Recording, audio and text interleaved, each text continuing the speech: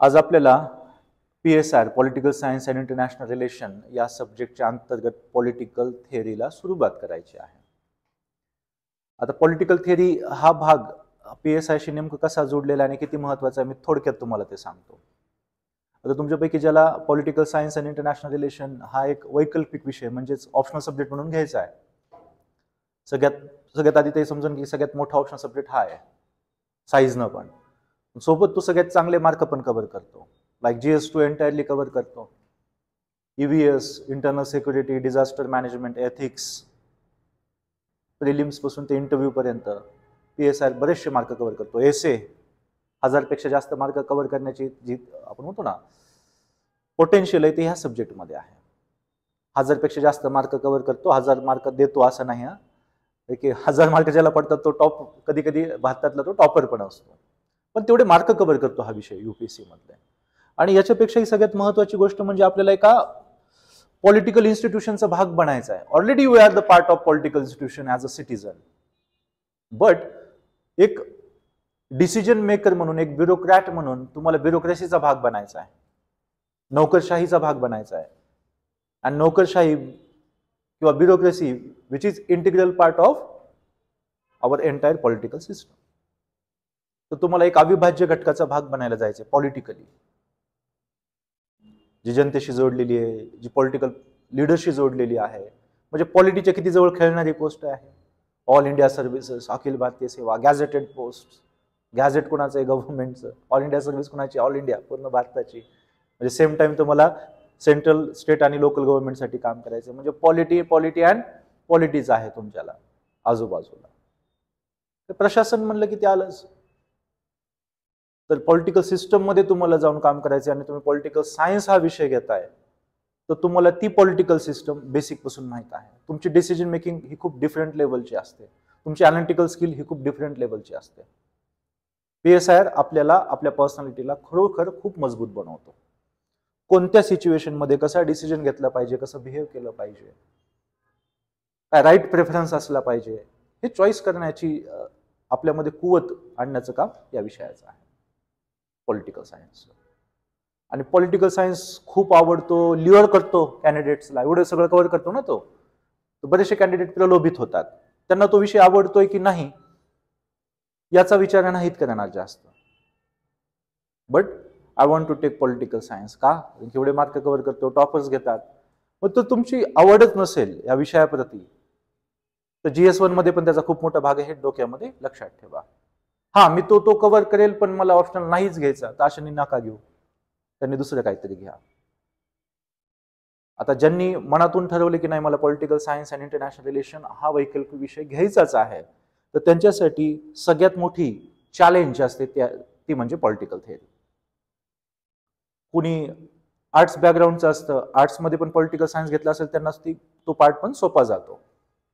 But बहुतांश कुणी engineering बॅकग्राऊंडवाला असतं, कुणी सायन्सवाला असतं, कुणी कॉमर्सवाला असतं, कुणी MBBS डॉक्टर सुद्धा पॉलिटिकल सायन्स विषय घेतो. यस, खूप आहेत. PSI घेणारे खूप असतात ना. मग त्यांचे बरेचसे ते काय होतात माहितीये, बरेचशांना झटका मिळतो पॉलिटिकल थिअरीमध्ये. OP गाबा किंवा अँड्र्यू हेवूड घेतलं आणि वाचायला लागलं, तर पहिले माझं म्हणणं, वैयक्तिक म्हणणं असं आहे, पहिले 70-75 मार्क जो यशस्वी क्रॅक करतो ना, की हा मला आवडलंय आणि मला हे समजलंय, कंटाळा येतो ना, पहिल्या 2 पानामध्येच कंटाळा येतो, डिसमूड होतो, गोष्टी अवघड वाटू लागतात. सगळ्यांसोबत असं होतं असं नाही, पण बऱ्याचशा लोकांसोबत असं होतं. बट स्टील UPSC क्रॅक करायची आहे, ऑप्शनल घ्यायचाच आहे, and I want this optional. असे लोक 70-75 जेव्हा सक्सेसफुल क्रॅक करतात ना, पहिले OP गाबाचे पेज, अँड्र्यू हेवूड म्हणा, थेरॉटिकल नाही का एंटर करणं ह्या विषयामध्ये, आणि त्याच्यानंतर ते हसतायत ना, हा मला घ्यायचं आहे, तर त्यांना PSI मध्ये चांगले मार्क पडण्याची शाश्वती असते. म्हणजे तुमच्यासाठी पहिलं स्टेप काय आहे? थिअरीज. म्हणजे एक असं आहे की आपण बघतो ना, आता आपल्याला बिल्डिंग बांधायची म्हटलं तर आधी आपण खड्डा खोदतो, जो आपलं फाउंडेशन आहे त्याला मजबूत बनवतो आपण प्रॉपर, तर बिल्डिंग वरची मजबूत राहील. वरती तुम्ही 10 मजले वाढवा, वरती 100 मजले वाढवा ना, पण सगळ्यात आधी आपलं फाउंडेशन आपल्याला मजबूत करावं लागतं की नाही. तर पॉलिटिकल सायन्सची जी इमला म्हणजे ही बिल्डिंग जी आहे ती पॉलिटिकल थिअरीवरती बसलेली आहे. पॉलिटिकल थिअरीज ज्या पॉलिटिकल सायंटिस्टनं मांडलेल्या आहेत वेगवेगळ्या काळामध्ये, वेगवेगळ्या स्थानांमध्ये. जसं कौटिल्यला भारत त्यावेळेस मौर्य साम्राज्याच्या वेळेस दिसला, तसं त्यांनी पॉलिटिकल थेअरी मांडली की कोणत्या गोष्टी आवश्यक आहेत लोकांसाठी, कोणत्या गोष्टी आवश्यक आहेत राजासाठी, कोणत्या गोष्टी आवश्यक आहेत राज्यासाठी. लोक, राजा, राज्य. सॉक्रेटिस, मग प्लेटो, मग अरिस्टॉटल यांना ग्रीक रोमन साम्राज्य जशी आजूबाजूची त्यांची परिस्थिती होती, जसे ते वाटले त्याच्यानुसार थेरीज मांडल्या. आयडल किंग कसा असावा, राजानं राज्य कसं करावं, राजाची संपत्ती कशी असावी, जनतेसोबत बिहेव कसा केला पाहिजे, त्यांनी त्यांच्या थेरीज मांडलेल्या. तेव्हापासून पॉलिटिक्स शब्दच दिलाय अरिस्टॉटलने, आणि अरिस्टॉटलला मी तुम्हाला इंट्रोड्यूस केलेला आहे. काय व्यक्ती आहे, कोण आहे, काय त्याची इंटेलेक्च्युअलनेस आहे, माणूस होता का एलियन होता, म्हणजे एक जस्ट सांगितलं तुम्हाला एलियन वगैरे असं काही नाही, पण तो जवळपास सगळ्या विषयांच्या फादर मध्ये असतो. इसवी सन पूर्व त्याचा 200-300चा कालखंड आहे, तो इसवी सन पूर्व मध्ये तो आहे, आणि जवळपास एवढ्या सगळ्या विषयांची सुरुवात करतोय तो. पॉलिटिकल सायन्सचा फादर कुणाला म्हटलं जातं? अरिस्टॉटलला. सॉक्रेटिसचे विचार आहेत त्याच्या आधी, अरिस्टॉटलच्या आधी पहिले प्लेटो, आणि प्लेटोच्या आधी सॉक्रेटिस. बट स्टील एक विषय शास्त्रीय, एक सायन्स म्हणून सुरू करण्याचं श्रेय मात्र अरिस्टॉटलला मिळतं. इकॉनॉमीचं फादर मॉडर्न याच्यामध्ये ऍडम स्मिथला म्हटलं तर, जर वापस बॅक गेलं तर याचं अरिस्टॉटलचं नाव येतं. बायोलॉजीच्या संदर्भात अरिस्टॉटलचं नाव येतं. सायन्सची फील्ड नाव कोणाचं येते? अरिस्टॉटलचं. या आणि अशा बऱ्याचशा विद्याशाखांचा जी सुरुवात आहे, जी डेव्हलपमेंट आहे, ही अरिस्टॉटलच्या काळात झाली. त्याला म्हणतात त्यावेळेस सगळ्या संविधानाचा, तर त्यावेळेस काय आपल्यासारखे लिहिलेले सगळे संविधान होते असे नाही, पण आजूबाजूच्या पॉलिटिकल सिस्टमचं त्याला त्यावेळेस नॉलेज होतं. आणि आपलं आता आपण जे लेक्चर्स बघतोय जिओग्राफीचे, स्पेसचे, स्पिरिच्युअलिटी संदर्भामध्ये, त्याच्यामध्ये आपण काय बघितलंय? ताऱ्यांचा अभ्यास, सगळं काय तिथून सुरू झालेलं आहे. आणि लाखो वर्षांपासून माणसांचं लेनदेन सुरू होतं, एक्सचेंज सुरू होतं. तर ऑब्व्हियसली आता अरिस्टॉटलला कसं कळालं?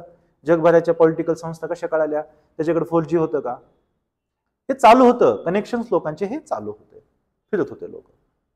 त्यांनी खूप सारा अभ्यास केला. तर पॉलिटिकल सायन्समध्ये पण अरिस्टॉटलला आपल्याला खूप डीपली जाणून घ्यायचं आहे. मग याच्यानंतर एक मिडिवल पिरियडमध्ये एक नाव येतं, जे UPSCचा आणि PSIचा अविभाज्य भाग आहे, दॅट इज निकोलो मॅकियावेली. असे विचार फर्स्ट टाइम जगाने ऐकले होते, निकोलो मॅकियावेली. खूप नावाजलं पण जातं आणि खूप नाव पण ठेवलं जातं निकोलो मॅकियावेलीला. त्याला आपल्याला पाहायचं, त्याला त्याच्या काळामध्ये, त्याच्या काळाचा प्रभाव त्याच्यावरती. प्रत्येक पॉलिटिकल सायंटिस्ट, राजकीय विचारक जो असतो ना, तो कोणत्या काळामध्ये आणि कुठे आहे याचा त्याच्या विचारावरती परिणाम असतो. निकोलो मॅकियावेली अशा टाइम मध्ये होता की जनतेला मूर्ख बनवण्याशिवाय, ताकद गाजवण्याशिवाय राजा राहू शकणार नाही. त्याच्यामुळे त्यांनी सजेशन कसे दिले? त्या प्रकारचे, जनतेला मूर्ख बनवत राहा. मी सोप्या भाषेत सांगतोय, नंतर आपण सांगणारच आहे व्यवस्थित. तू जेवढं जनतेला अंधारात ठेवशील तेवढी तुझी सत्ता चांगली राहील. फसवणूक, या गोष्टी कौटिल्यने पण सांगितलेल्या आहेत राजाला. यस, त्या काळात सांगितलेल्या आहेत. त्या काळाची परिस्थिती, मौर्य साम्राज्य, पॉलिटिक्स आता सुरू झालं होतं. 16 महाजन पद नव्हते राहिले ना. आता राज्य कुणाकडे जात होतं? एम्पायरकडे जात होतं. एक नाव होतं, नाग एम्पायर, मौर्य एम्पायर, ऐकलं नाही? नंतर हास्याचं येतं, एन्शंट मध्ये झालं असेल ना. हे टेम्परर्स होते. म्हणजे इथं काय होतं? इथे धोकाधडी होती, इथं ताकद होती. अशाच्या कौटिल्यच्या विचारांवर जे परिणाम पडले त्यांनी त्यावेळेस ते मांडले. तर भारतीय विचारांची सुरुवात आपल्याला कौटिल्यपासून करावी लागते, आणि वेस्टर्न विचारांची सुरुवात आपल्याला सॉक्रेटिस, प्लेटो, अरिस्टॉटल पासून करावी लागते. तर हा सगळा प्रवास करत असताना जे विविध पॉलिटिकल सायंटिस्ट आहेत त्यांच्यावरती त्यांच्या वेळेचा आणि स्थानाचा परिणाम पडलेला आहे. डॉक्टर बाबासाहेब आंबेडकरांनी समानतेवरती आणि सामाजिक न्यायावरती खूप विचार मांडले. अर्थव्यवस्थेवरती खूप विचार मांडले. ब्रिटिशांचं शोषण त्यांनी बघितलं होतं, भारतामधला जातीवाद त्यांनी बघितला होता, म्हणून त्या रिलेटेड विचार जास्त निघाले. महात्मा गांधींचे विचार होते स्वराज्य, रामराज्य, कारण की त्यांचं इच्छा होती की सगळं ट्रॅडिशन वेळच व्हावं. ते म्हणत होते की ग्रामाकडे चला, गो टू द विलेजेस. म्हणजे त्यांचं म्हणणं होतं की असा समाज पाहिजे जो त्याचा मुख्य केंद्रबिंदू म्हणजे खेड असेल. आणि नेहरू आणि गांधींच्या विचारांमध्ये मग खूप मतभेद झाले होते या मुद्द्यावरून. एकीकडे नेहरूंचं म्हणणं होतं की इंडस्ट्रीज याव्यात, सायंटिफिक डेव्हलपमेंट व्हावी, देश पुढे जावा, आणि दुसरीकडे मग गांधीजींचं म्हणणं होतं की आपण वापस खेड्यांकडे जावं, रामराज्य. सतयुगामध्ये जसं होतं ना, आता ते तर त्रेतायुग मधलं होतं, पण एक सतयुगामध्ये सगळे एकदम ग्रामीण भाग, सगळे एकमेकांशी चांगले राहत आहेत, स्वयंपूर्ण खेडे आहेत, तिथल्या गरजा तिथेच भागवल्या जातात, बाहेरच्यांची गरज नाही, असं रामराज्य पाहिजे होतं. आता आधुनिक काळात ते पॉसिबल होतंय का? म्हणून ते थोडीशी वैचारिक क्लॅशेस पण येतात. पण ज्या व्यक्तीवरती ज्या गोष्टींचा परिणाम आहे ते विचार त्याप्रमाणे त्यांनी मांडलेले आहे. आणि ते जर विचार राजकीय अंगाशी किंवा राजकीय विषयाशी संदर्भात असतील तर त्याला आपण काय म्हणतो? पॉलिटिकल सायंटिस्ट, राजकीय विचार तज्ञ. आणि थेरीज मांडण्यासाठी आपल्याला काय लागतो? कन्सिस्टंट स्टडी लागतो, की कोणत्या सिच्युएशन मध्ये कोणतं पॉलिटिकल ऑर्गन कशा प्रकारे बिहेव करत आहे. त्या पॉलिटिकल ऑर्गन मध्ये पॉलिटिकल इन्स्टिट्यूशन्स पण आल्या, आपण पण आलो, सगळ्या गोष्टी आल्या. तर ते अभ्यास करून त्या थेरीज मांडल्या जातात. ओके. आणि आजचं आता 11वीचं हे पहिलं चॅप्टर आहे, अतिशय सोपं आहे. याच्यामध्ये छोटे छोटे ज्या कन्सेप्ट आहेत, राज्य म्हणजे काय, राष्ट्र म्हणजे काय, देश म्हणजे काय, त्यांचे वैशिष्ट्य काय असतात ते आपल्याला बघायचे. कधी आपण राष्ट्र म्हणतो, कधी देश म्हणतो, कधी राज्य पण म्हणतो, ते तुम्हाला आज क्लिअर होऊन जाईल सगळ्या गोष्टी. ओके. या सगळ्या गोष्टी पुढे ऍडव्हान्स लेवलला खूप डिटेलमध्ये होणार आहेत. हे जेवढं आता सध्या 11वीमध्ये आहे तेवढंच आपण पाहतोय. आणि हे काय तुमच्या कन्सेप्ट इझी लँग्वेजमध्ये क्लिअर व्हा यासाठी आपण ही सुरुवातीतून करत आहोत. ओके. सो आज आपल्याला काय बघायच्यात? काही महत्वाच्या राजकीय संकल्पना, पॉलिटिकल कन्सेप्ट पाहायच्या. आता बघा, आपण काय म्हणतो बोलताना? आपले कुटुंब, आपला समाज, आपला प्रदेश, देश बोलतो की नाही बोलताना? अरे आपला देश.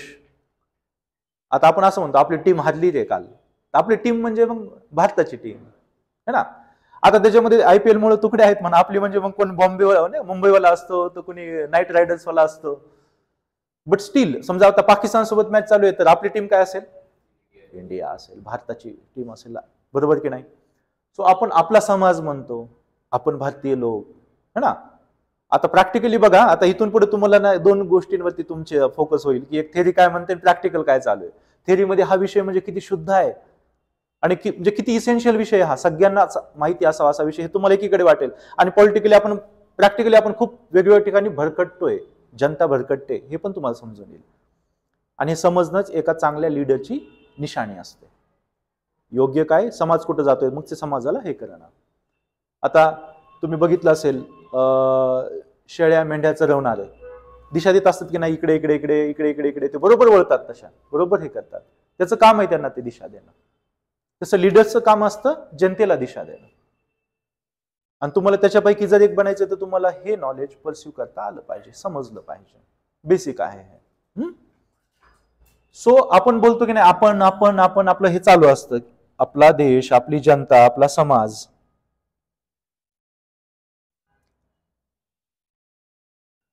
सो यातील काही सामाजिक तर काही राजकीय स्वरूपाच्या संस्था असतात.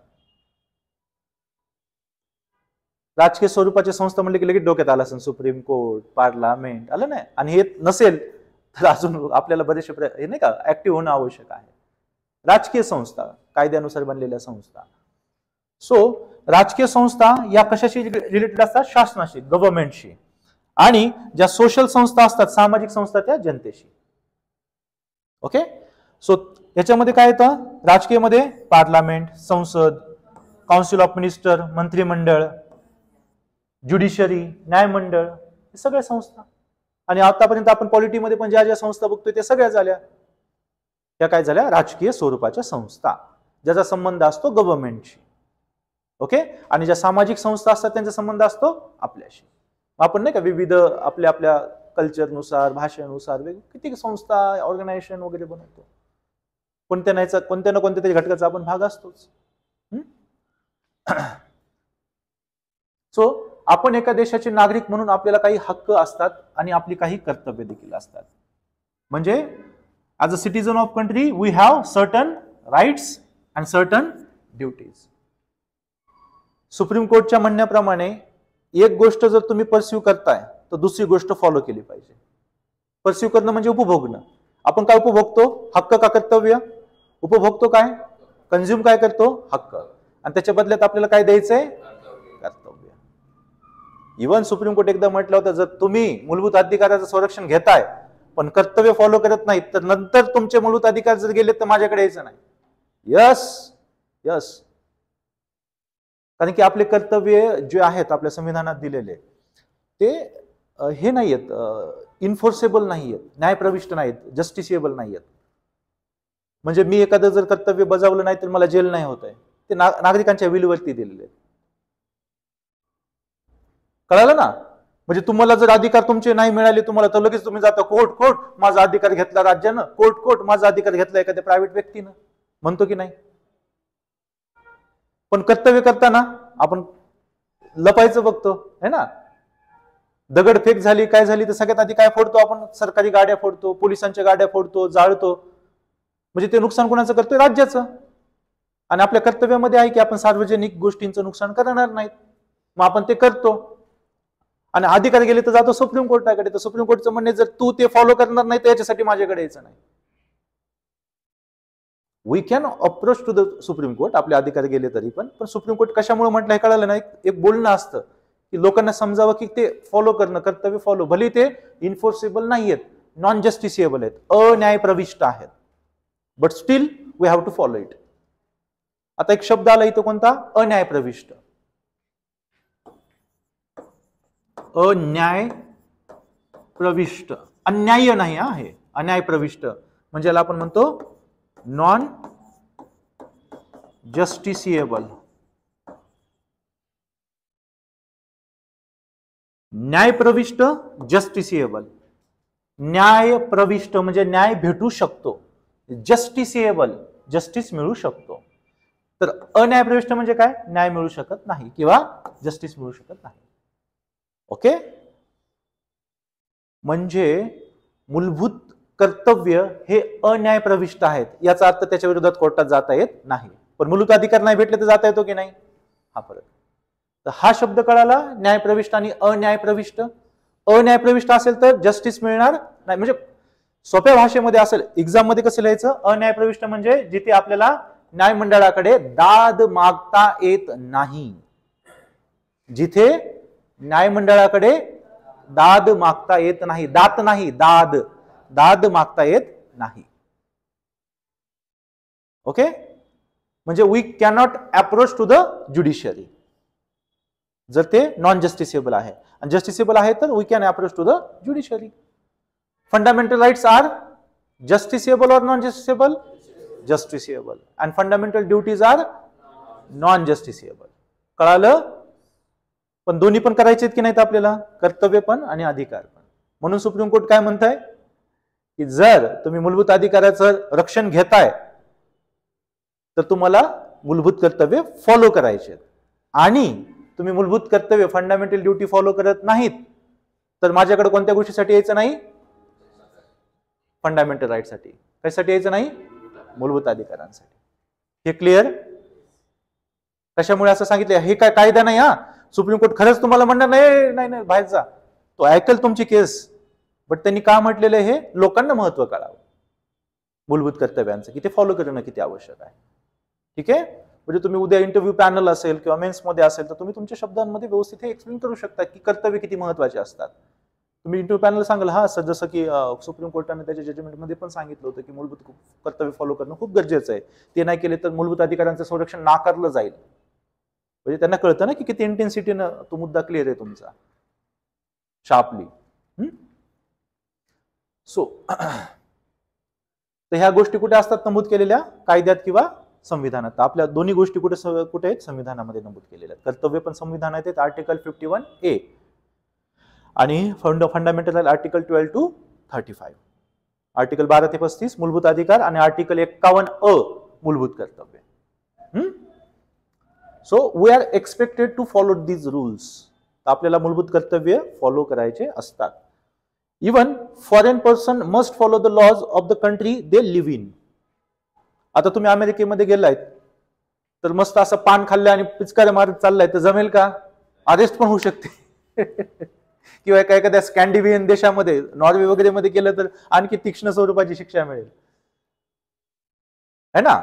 म्हणजे विविध देशांमध्ये गेलं तर आपल्याला काय करावं लागतात? तिथले कस्टम्स, तिथले रूल्स, तिथले कायदेशीर नियम फॉलो करावे लागतात. तिथल्या सामाजिक आरोग्याचा आदर करावा लागतो. भारतामध्ये पण कोणी फॉरेनर्स येते तर आपलं एक्सपेक्टेशन काय असतं? त्यांनी इथले रूल्स, रेग्युलेशन्स काही कस्टम्स असतील मंदिराचे, मस्जिदीचे, गुरुद्वाराचे, चर्चचे फॉलो करावेत. ते फॉलो होतील तर सामाजिक आरोग्य पण चांगलं राहील. तर प्रत्येकाला ज्या देशामध्ये जिथं जो व्यक्ती असतो तिथले रूल्स फॉलो करावे लागतात. तर पॉलिटिकल सायन्समध्ये तुम्हाला एक गोष्ट तर कळते की काय आहेत हे विविध घटकांमध्ये विभागलेलं हे जग आहे. आणि घटक म्हणजे आहेत राज्य, राज्यामध्ये आहेत लोक, लोकांना काही अधिकार पण आहेत, कर्तव्य पण आहेत, पण ते आपापल्या देश, त्याचा इतिहास, त्याचं कल्चर याच्या प्रमाणे मिळालेले आहेत. एक नागरिक एका देशातून दुसऱ्या देशात जातो तर त्याला तिथल्या गोष्टी फॉलो कराव्या लागतात, है ना. आज आपण म्हणतो, आपण म्हणजे भारतीय, आपला देश म्हणजे भारत देश, है ना. आपला इतिहास, आपली संस्कृती, आपलं स्वातंत्र्य म्हणजे आपली ओळख काय आहे, भारत देश. आज आपण भारत देशाचे नागरिक आहोत. उद्या इथे एक जॉन आला अमेरिकेमधून आणि इथे आपण सगळे आहोत, तर आपल्याला ज्या गोष्टी मिळतात एक्झॅक्टली त्याला मिळणार नाहीत. आपल्याला जेवढे मूलभूत अधिकार मिळतात एक्झॅक्ट त्याला मिळतील का तेवढेच? खरं खरं सांगा, नाही मिळत. बरेचसे अधिकार त्यांना नाही येत ऍक्च्युली मूलभूत अधिकारांमध्ये. लाईक भेदभावाचा अधिकार, आर्टिकल 15, प्रोहिबिशन ऑफ डिस्क्रिमिनेशन. आपण भेदभाव करतो, करावा लागतो बऱ्याच ठिकाणी त्यांच्यासोबत, तर ते आर्टिकल 15चं संरक्षण त्यांना मिळत नाही, 14चं मिळत नाही, 16चं मिळत नाही. असे बरेचसे अधिकार आहेत त्यांना मिळत नाहीत, पण आपल्याला मिळतात. म्हणजे आपण काय फेवरेट आहेत, या जमिनीचे आपण फेवरेट आहेत. या जमिनीचे फेवरेट काय आहेत आपण? सिटीजन म्हणून. पण आपल्याला ते का मिळाली आणि आपल्या सगळ्यांना नॅचरल मिळालेली आहे सिटीजनशिप? वाय? कारण की आपला उगम हा आहे, आपले पूर्वज इथे असलेले आहेत. आज ब्रिटनचे प्राईम मिनिस्टर भारतीय वंशाचे म्हणतो, भारतीय म्हणतो का आपण? म्हणतो का त्यांना आपण? त्यांना काय म्हणतो? ओरिजिन ऑफ इंडियन ओरिजिन आहेत ते. भारतीय असते तर तिकडचे प्रेम कसे बनले असते, पण त्यांचा मूळ काय आहे? भारत. इथला ओरिजिन आहे. आपण इथे जन्मलो, इथे वाढलो, ही आपली ओळख आहे, ही आपली आयडेंटिटी आहे. आज आपण नवीन देशात जाऊ शकतो, दुसऱ्या देशामध्ये, पण तिथे आपण काय असू? नवीन असू, तिथे आपली ओळख नसेल. विचार करा ना तुम्ही. इथं घरच्यासारखं महसूस होतं, हक्काने राहतो की नाही आपण? पण इथं तुम्हाला हक्काने राहायचंय, सुखी राहायचं आहे, सुरक्षित राहायचंय, तर तुम्हाला काही गोष्टी फॉलो करायच्या, आणि दॅट इज युअर ड्युटीज. म्हणजे we are an unit of an political organization. आपण एका राजकीय संघटनेचे काय आहोत? घटक आहोत. तुम्ही मी युनिट आहोत, युनिट, घटक, जे आपण इमोशनली जोडलेलो आहेत आपल्या देशांशी, आपण पॉलिटिकली जोडलेलो आहेत आपल्या देशाशी. इमोशनली पण जोडतो, तो राष्ट्रवाद असतो. आपली ओळख, आपली गर्व, प्रेम देशावरचं इमोशनली जोडणं असतं. आणि कायद्यानं पण जोडलेलो आहोतच आपण. कळालं? तर ह्या पहिल्या जे आपण कन्सेप्ट बघितली आहे ही फक्त पॉलिटिकल या नावानं. तर पॉलिटिकल म्हणजे काय आहे हे? तर आपली एक ओळख असते. जेव्हा ती एक सीमा बनते, एक तिला देशाचा किंवा कंट्रीचा दर्जा मिळतो. जेव्हा ती सॉव्हेरियन होते, नियम स्वतःचे बनवू लागते, स्वतःचं संविधान आणते, ती राज्य बनतं. मग त्या राज्यामध्ये काय येतात? Units, that is citizens. आणि सिटीजन्सला त्या राज्यात राहायचं आहे, तर त्यांना काही अधिकार पण मिळतात, आणि त्याच्या मोबदल्यात त्यांना काय करायचे? मोबदल्यात काय करायचंय? कर्तव्य बजावायचे आहे. आणि तो देश त्यांची ओळख असतो, भावनिकरित्या पण आणि कायद्यात्मकरित्या पण, कारण की त्यांचा ओरिजिन तिथे असतो. आणि त्याच्यामुळे तिथे काय बनतात? त्या देशाचे किंवा त्या राज्याचे पॉलिटिकल युनिट्स, राजकीय घटक बनतात. तर नागरिक कोण आहेत? राजकीय घटक आहेत. कशाचे? राज्याचे, एका पॉलिटिकल ऑर्गनायझेशनचे. क्लिअर? आता एक नागरिक म्हणून आपण काही प्रश्नांना सामोरे जातो नेहमीच. Okay, as a citizen we face several questions. मी राज्याच्या नियमांचे पालन का करावे? है ना? आता तुम्हाला आला होता का आतापर्यंत हा क्वेश्चन? फॉलो करतोय. लहानपणापासून सांगितलं आई वडिलांनी, नाही रोडवरती असं नाही करायचं, गाडी सोडून, सायकल हात सोडून नाही चालवायची, है ना, लाल लाईट लागली की थांबायचं. हे ट्रॅफिक हवालदार आलतं का सांगायला आपल्याला? आपण शिकलो की नाही समाजामध्ये हळूहळू? आपण कधी क्वेश्चन विचारलाय स्वतःला किंवा कोणाला की मी का कॉन्स्टिट्यूशनला फॉलो करू? मी का जीएसटीला फॉलो करू? मी का कायद्यांना, कोणत्या पण कायद्याला मी का फॉलो करू?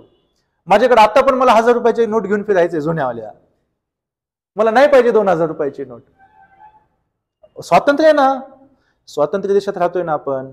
मला हे करायचंय, मला हेल्मेट कशाला घालायला लावतोय, माझे भांग खराब होतो, खरंच खराब होतो, माझं भांग खराब होतं, मला फिरू द्या, स्वातंत्र्य आहे मला, सीट बेल्ट का लावू, सगळं पोट जाम होत आहे ना, ढिल्ल ढाल्ल गाडी चालू दे ना व्यवस्थित, तुम्हाला काय प्रॉब्लेम आहे, मी का फॉलो करू हे रूल्स, मला जे बोलायचं वाटेल मी बोलेल, मी जातीवर बोलेल, मी धर्मावर बोलेल, बोलण्याचं स्वातंत्र्य आहे ना, मग मी काही पण बोलेल. अशा भावना कधी आलेल्या आहेत का? नाही आल्या? का नाही आल्या? आल्या असेल तरी तुम्ही थोडी न ओपन सांगणार की आल्या होत्या. मोस्टली तर नाही आल्या, कुणासमोर तर येणारच नाहीत बोलायला. असं का नाही येत आहे? आपल्या चांगल्यासाठी आहे, बरोबर. आणखी वेलफेअरसाठी, आपल्या कल्याणासाठी. आणखी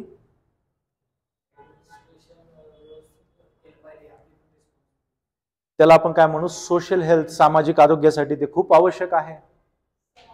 सामाजिक आरोग्य व्यवस्थित असेल तर प्रशासन व्यवस्थित चालेल. समाज व्यवस्था, यस, म्हणजे ते इंडिव्हिज्युअल पासून ते कलेक्टिव्हली इम्पॉर्टंट आहे फॉलो करणं.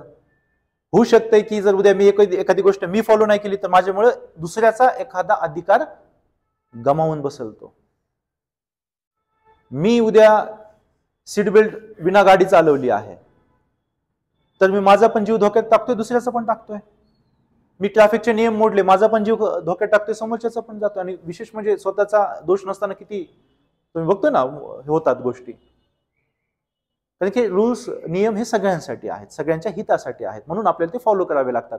आपल्या आई वडिलांनी फॉलो केले, त्यांनी आपल्याला सांगितलं, शाळेच्या शिक्षकांनी तेच सांगितलं शाळेमध्ये, आणि म्हणून आपण फॉलो करतोय, बगावत करत नाहीत. भगवतीच्या विचार येत असेल ना आपल्यात, आता सॉरी इंडिव्हिज्युअल बिंग असतं ना मध्ये, एक येतो, पण पॉलिटिकली आपण काय केले का तसं? होऊ शकतं का तसं काही? कळालं ना? सो मी या राज्यांचे नियम का फॉलो करायचे? वैयक्तिक स्वातंत्र्याच्या कोणत्या मर्यादा असतात नाही का, जसं की लिमिटेशन्स ऑफ इंडिव्हिज्युअल फ्रीडम, जसं मी आता तुम्हाला बोलून दाखवल्या या सगळ्या गोष्टी. जर भारतात आपण कुठेही जाऊ शकतो की नाही, स्वातंत्र्य की नाही, तर मला जायचं ही आपली न्यूक्लिअर फॅसिलिटी बघायची, ते पण मधून बघायची, आणि मला तो सूट नाही घालायचा, काय म्हणते, उचलूनच बाहेर फेकून देतील ना. जम्मू काश्मीरमध्ये काहीतरी सिच्युएशन सुरू झाली, नाही मला तिथं जायचंय आणि आत्ताच जायचंय, मला बघायचंय काय चाललंय. स्वातंत्र्यावरती मर्यादा आहेत की नाहीत? अँड आपल्या संविधानामध्ये मूलभूत अधिकारांना खूप डिटेलमध्ये दिलेलं आहे. आर्टिकल, सब आर्टिकल, प्रोव्हिजन, सब प्रोव्हिजन. आर्टिकल 14 घ्या, 5-6 प्रोव्हिजन आहेत, 15 5-6 प्रोव्हिजन आहेत, 16 5-6 प्रोव्हिजन आहेत, एकदम डिटेल एक्सप्लेन केलेलं आहे. आणि जिथं तिथं एक शब्द येतो, that one word is most important in regarding our fundamental right, and that is reasonable restrictions. वाजवी मर्यादा. ह्या मर्यादा वाजवी आहेत. न्यूक्लिअर फॅसिलिटीमध्ये नाही जाऊ शकत तर वाजवी आहे. सूट घालावा लागू शकतोय तर वाजवी आहे. ते नाही घातलं तर डीएनएच गेलं ना, सगळं रेडिएशन फैलतं ना. ते माझ्या जम्मू काश्मीरमध्ये जाण्याने जर सामाजिक दंगे भडकणार असतील तर मला नाही जाऊ दिलं पाहिजे. That is reasonable. Reasonable restrictions हा शब्द कधीही विसरू नका. इंग्लिश मीडियम मध्ये तर तुम्हाला तो लिहायचाच आहे. फंडामेंटल राईट वरती आन्सर आलं तर डायरेक्टली इनडायरेक्टली तुम्ही तो मेन्शन करणार आहेत की there are some reasonable restrictions on our fundamental right. Even केवळ रिझनेबल रेस्ट्रिक्शन वरती पण मेन्स मध्ये तुम्हाला येऊ शकतो. तो एवढा डिटेल शब्द की त्याच्यावरती एसे पण येऊ शकतो. एवढी महत्वाची ती कन्सेप्ट आहे रिझनेबल रेस्ट्रिक्शन्स. 2 रेस्ट्रिक्शन्स आहेत, सोपं करून सांगतो तुम्हाला. सगळ्या मुलींनी संध्याकाळी 7च्या आत घरात आलंच पाहिजे, नियम बनला उद्यापासून, नाही तर 2 महिन्याची जेल होईल. आणि एक दुसरा रूल आहे, रात्री 10च्या नंतर जे दारूचे ठेके आहेत, काय म्हणतो यार, वाईन शॉप, बिअर शॉप, हे 10च्या नंतर सगळे एकदम शार्प 10ला म्हणजे 10लाच बंद झाले पाहिजे. त्यांना बिझनेस करण्याचं स्वातंत्र्य आहे की नाही पूर्ण भारतामध्ये, पण गव्हर्नमेंटने काय सांगितलं, 10च्या नंतर बंदच झाले पाहिजे. एक ती रेस्ट्रिक्शन आणलं. दुसरं आणलं की महिलांनी 7च्या आत घरात, 7च्या नंतर जर बाहेर दिसलं तर डायरेक्ट 2 महिने जेल. तर आता हे मला सांगा, हे दोन्ही पण रेस्ट्रिक्शन्स आहेत की नाही? यातलं कोणतं रिझनेबल आहे आणि कोणतं ऍब्सोल्यूट किंवा आपण म्हणतो ना हुकुमशाही स्वरूपाचं आहे की नाही? पण हे रिझनेबल आहे की नाही? 10च्या तुम्ही दिवसभर करा ना, काय तुम्हाला बिझनेस करायचा आहे, रात्री तुम्ही कराल, पुन्हा ड्रायव्हिंग, ड्रिंक अँड ड्रायव्हिंग, लोकांचे जीव जाणार, गोष्टी होणार. कळालं? तर रिझनेबल रेस्ट्रिक्शन म्हणजे कळालं ना, जे सगळ्यांच्या हिताचे आहेत. तुम्हाला आर्टिकल 19 न बोलण्याचं स्वातंत्र्य दिलंय, right to speech and expression. Expression आहेत ना, हे शांत राहणं पण एक एक्सप्रेशन आहे आणि बोलणं पण एक एक्सप्रेशन आहे. मी जे बोलतोय आणि आपण खालच्या चौकात जाऊन काही पण वाईट साईड बोलू लागलो जातीवरती, धर्मावरती, सगळ्यात पहिले आपल्याला पोलिस अरेस्ट करतील की नाही? आपल्यावरती होऊ शकतं की देशद्रोहाचे पण गुन्हे दाखल होतील, म्हणजे जे सिरियस गुन्हे असतात ते पण दाखल होतील, कारण की आपण काय केलंय, सार्वजनिक आरोग्याला बिघडवण्याचं काम केलंय. तर तुम्हाला बोलण्याचं स्वातंत्र्य आहे, पण तुमच्यामुळं दुसऱ्याचं स्वातंत्र्य धोक्यात नाही आलं पाहिजे. आणि आपल्या खाली बोलण्यामुळे ट्रॅफिक जाम झाली, दगडफेक झाली किंवा काही गोष्टी झाल्या तर वी आर सोलली रिस्पॉन्सिबल, आपण जबाबदार आहोत मग त्याच्यासाठी. कळालं ना? नक्की?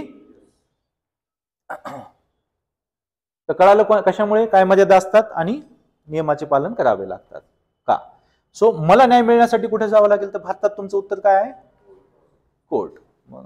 तुमच्या केस, तुमचे लोकेशन याच्यावरती ते निर्भर आहे की तालुक्यापासून आमच्याकडे व्हरायटी आहे, तालुक्यापासून ते दिल्लीपर्यंत कोर्ट आहे आमच्याकडे, आणि पण इंटिग्रेटेड आहे. असं आहे पिरॅमिड सारखं. सगळ्याचा बॉस सुप्रीम कोर्ट, मग हायकोर्ट, मग डिस्ट्रिक्ट कोर्ट, मग सेशनल कोर्ट्स. तुमचा मूलभूत अधिकार गेलाय, you have 2 options, high court, supreme court, direct जाऊ शकता. तुमचे इतर अधिकार गेले तर तुम्ही फक्त हायकोर्ट पर्यंत जाऊ शकता. आणि छोटे मोठे मामल्यासाठी मग आहेत आपले डिस्ट्रिक्ट कोर्ट्स आहेत, सेशनल कोर्ट्स आहेत. तर न्याय मिळवण्यासाठी काय असते? न्याय व्यवस्था असते. प्रत्येक देशामध्ये ती वेगवेगळ्या स्वरूपाची असू शकते. तर हे प्रश्न आपल्याला पडतात ना, त्याच्यामुळे आपल्याला सेन्स कोणता येतो? पॉलिटिकल सेन्स येतो. या प्रत्येक प्रश्नामध्ये कोणता सेन्स आहे? Political sense. का? कोणाकडं?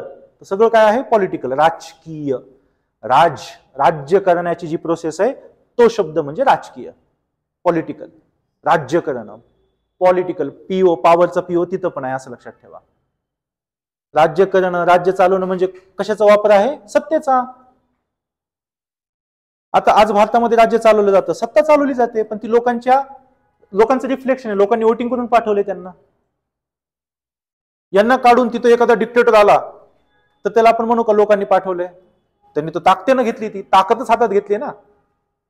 मग ती पॉवर राहणार, ती ऑथॉरिटी नाही बनणार. ज्या पॉवरला काय मिळते, ज्या पॉवरला डॅश डॅश मिळते, ती पॉवर बनते ऑथॉरिटी. यस स्वप्नील. जेव्हा सत्तेला अधिमान्यता मिळते, सत्ता बनते अधिसत्ता. Yes. When power gets legitimacy, it becomes authority. Power becomes authority. कधी? जेव्हा पॉवरला काय मिळतंय? लेजिटिमसी. आणि लेजिटिमसी म्हणजे काय? अधिमान्यता. सगळ्यात आधी ज्यांची, सगळ्यात परम मान्यता ज्यांची आहे, तो लोकशाहीमध्ये सगळ्यात आधी कोणाची मान्यता घ्यायची आहे? लोकशाहीमध्ये लोकांची. कोणाची मान्यता घ्यायची आहे? लोकशाहीमध्ये कोणाची मान्यता आहे? लोकांची मान्यता मिळाली कशाला? सत्तेला, की यस तुमचं सरकार बनवा. वोटिंग करून पाठवले ना, मान्यता. So that power becomes authority. ती सत्ता काय बनते? ऑथॉरिटी किंवा अधिसत्ता बनते. कळालं? तर भारतामध्ये सत्ता आहे की अधिसत्ता आहे? अधिसत्ता आहे. बाकीचे शांत का झालेत? भारतामध्ये सत्ता आहे की अधिसत्ता आहे? लिगली बोला, कॉन्स्टिट्युशनली बोला. काय आहे? अधिसत्ता. का अधिसत्ता आहे? Yes, representative elected by the citizens, Indian citizens है ना. भारतीय लोकांनी निवडून दिलेले प्रतिनिधी भारतावर राज्य करतात, म्हणजे भारतीय लोकांची मान्यता आहे. खासदारांना कोण निवडून पाठवतो? मेंबर ऑफ पार्लमेंट्सला आपण. मेंबर ऑफ लेजिस्लेटिव्ह असेंब्लीज, आमदारांना निवडून कोण पाठवतोय? आपण. नगरसेवकाला आपण पाठवतो ना निवडून. मग राज्य कोणाचं आहे? आपलं आहे की नाही? म्हणजे आपली मान्यता आहे की नाही याला? भारतामध्ये सत्ता आहे की अधिसत्ता आहे? अधिसत्ता. नॉर्थ कोरियामध्ये काय आहे, एक प्रकारे आता लोकांनी मान्यता दिली, म्हणजे द्यावीच लागते ना, बट स्टील नॉर्थ कोरिया ही डिक्टेटरशिपमध्ये येतं. तिथं लोकांची विल नाही रिफ्लेक्ट होत, लक्षात राहू द्या. ती सत्तेच्या कॅटेगरीमध्ये येते. लोक खुश आहेत, जे जे काय करतात, आणि ते म्हणतात की किम जॉंग उन आमचं तुझ्यावर लय प्रेम आहे, तूच माझ्यावर सत्ता आहे. त्यांच्याकडे ऑप्शन आहे डेमोक्रेसीकडे जाण्याचा, पण ते म्हणतात नाही नाही, किम जॉंग उन तूच आमच्यावर राज्य कर, आम्हाला आवडते तुझी डिक्टेटरशिप. त्याला म्हणून मग आपण अधिसत्ता. तो किम जॉंग उन मोस्टली वॉन्टेड असतो नेहमी. लादेनपेक्षा हायर रँक होती त्याची इंटरपोलला बऱ्याच वेळेस. हा असा लीडर आहे तो, कशी मान्यता असेल. ठीक आहे, कळालं. तर भारतामध्ये मान्यता असते, अधिमान्यता जेव्हा मिळते कशाला, सत्तेला, सत्ता अधिसत्ता बनते. सो ह्या सगळ्या प्रश्नांमध्ये आपल्याला सेन्स कोणता येतोय, political. So where can I get justice, हा क्वेश्चन झाला. सो अनेक विचारवंतांनी याच्यावरती मग काय उत्तरं दिली. आता हे प्रश्न आता पडतायत का, जुन्या काळापासून पडत असतील ना. लोकशाहीचं सगळ्यात ओल्डेस्ट एक्झाम्पल म्हणलं तर ग्रीक रोमन सोसायटी सांगितलं. आता तिथलं सभा असायची, जसं आपली ग्रामसभा आहे ना, तशी लोकल लेवल पासून डायरेक्ट डेमोक्रेसी होती. तर तेव्हा पण क्वेश्चन पडत असतील लोकांना, का, कशामुळे, रूल्स, मोठमोठे साम्राज्य बनत होते, त्यांचे नियम फॉलो करायचे होते, त्यांना टॅक्स द्यायचा होता, का टॅक्स द्यायचा, क्वेश्चन पडत असतील ना हे, का. मग राजा त्याच्या मोबदल्यात काय देतोय, राजानं राज्य कसं करावं, राजाला पण प्रश्न पडायचे. जसं कौटिल्य राजाला सांगतो की राजा तुला ह्या गोष्टी करायच्या आहेत, अशा अशा पद्धतीनं तू शासन केलं पाहिजेस, जनतेला याच गोष्टी दाखवल्या पाहिजेस, शेजारच्या राज्यासोबत तुला संबंध कसे ठेवायचे, तुझ्या शेजारच्या राज्यासोबत संबंध कसे ठेवायचे, सांगितले कौटिल्यानं. आजही देश फॉलो करतात बरेचसे. प्रश्न शासनकर्त्यांना पण पडत होते आणि ज्यांच्यावरती शासन होते त्यांना पण प्रश्न पडत होते. मग त्याची उत्तरं दिले कोणी, political philosophers. Like I want to became an one of the ideal political scientist और फिलॉसॉफर. तर तुम्ही माझ्याकडे क्वेश्चन घेऊन येणार तर मी सांगणार ना, जसं मला समजले, ज्या गोष्टी मला माझ्या परीनं समजून आल्यात, मी ते तुम्हाला माझ्या पद्धतीने सांगण्याचा प्रयत्न करेल. मग माझे व्ह्यूज काही बाबतीत लिबरल असतील, काही बाबतीत रिअलिस्टिक असतील, काही बाबतीत मार्क्सिझमकडे झुकलेले असतील, काही बाबतीत फेमिनिझमकडे झुकणारे असतील, आहे ना. तर त्या पद्धतीत मी काय करणार, उत्तरं देत राहणार समाजाला. आणि त्याच्यातून फायदा काय होणार, तुम्हाला पॅटर्न करणार ना सोप्या भाषेमध्ये. त्याच्यानुसार तुम्ही समाजाला सांगणार की चांगली पॉलिटिकल सिस्टम कोणत्या प्रकारची असते, कोणत्या आदर्श गोष्टी आपल्याकडे असल्या पाहिजेत, अधिकार तो कोणत्या लिमिट पर्यंत अधिकार पाहिजे. सांगितले ना तुम्हाला की त्याच्यावरती रिजनेबल रेस्ट्रिक्शन पाहिजे, कारण की अनलिमिटेड दिले तर वाट लागते. गोष्टी समजून नाही लागल्या की नाही, हळूहळू पुढे चाललो की नाही. म्हणजे बाकीच्या शास्त्रांमध्ये, फिजिक्स, केमिस्ट्री, रसायनशास्त्र वगैरे नाही काही, भौतिकशास्त्र, पॉलिटिकल काय, सायन्स, राज्यशास्त्र, हे पण काय एक सायन्स आहे, सायंटिफिक वेनं याचा पण अभ्यास केला जातो. तर बाकी याच्यामध्ये जशी प्रगती होत गेली आहे, भिंगांची, लेन्सेसची प्रगती झाली, बघणं वाढलं, बलून्सची प्रगती झाली, मॅपिंग होऊ लागली, सॅटेलाइटची प्रगती झाली, गोष्टी आता बियॉन्ड इमॅजिनेशन गेल्यात. तसं राज्य का आलं, सांगितलंय. कुणी सांगितलं की केओस होता, तर कुणी सांगितलं पीस होता, आपापले परसेप्शन. राज्य का बनलं, कारण सांगितलेत, शांतता असणं, ती पुढे चालू द्यायची आहे. कुणी म्हणते की आधी खूप विध्वंसक होतं, शांतता आणण्यासाठी राज्य आलं. तर कुणी म्हणते ऑलरेडी शांतता होती, ती शांतता कंटिन्यू ठेवण्यासाठी राज्य आलं. पण राज्य आलं, आपण सेलपासून माकड आणि माकडापासून असे बनेपर्यंत राज्य होतं का, किंगडम चालत असतील वेगवेगळे आहे ना, वेगवेगळ्या पद्धतीने आता प्राण्यांमध्ये चालतो. काही बुक्स आहेत का तिथे, संस्था आहेत का, ठोका वाजून न्याय दिला जातोय का, त्यांच्या पद्धतीने चालू आहे ना त्यांच्या गोष्टी. तसं आपलं पण चालू होतं, आपण एक प्राणीच होतो ना. ब्रेन डेव्हलप केला, स्थिर झालो, शेती करू लागलो, आणि मग ह्या गोष्टी आपल्याला सुचू लागल्या की आपण एकत्र यायचंय. तर काय एकत्र यायचंय, त्याच्यामध्ये माझी पोझिशन काय, तुमची पोझिशन काय, म्हणजे शासन करणाऱ्याची पोझिशन काय, शासन घेणाऱ्यांची पोझिशन काय. राज्य कधी ना कधी तरी आलं जेव्हा माणूस एकत्र आला. कळालं, राज्य एकत्र आलं. आता कोणत्या पण शास्त्रामध्ये जसे शोध लागत जातात, राज्याचा शोध लागला, मग तुम्हाला कारण कळाले, मग राज्य कसं बनलं, मग आले 2-4 आणखी पॉलिटिकल सायंटिस्ट. कुणी म्हणताय सोशल कॉन्ट्रॅक्ट करून बनलं. लोकांमध्ये आणि शासनांमध्ये काय झाला, करार झाला, सामाजिक करार, की शांतता आहे, पुढे पण आम्हाला शांतता पाहिजे, त्याच्यासाठी तुम्ही इथं बसा, या राज्य करा, राज्य स्थापन करा. सामाजिक कराराचा सिद्धांत, सोशल कॉन्ट्रॅक्ट जॉन लॉकनं पण मांडलाय, रुसोनं पण मांडलेला आहे हा, आणि सगळ्यात आधी थॉमस हॉब्स लॉक रुसो असं तो आलेला आहे.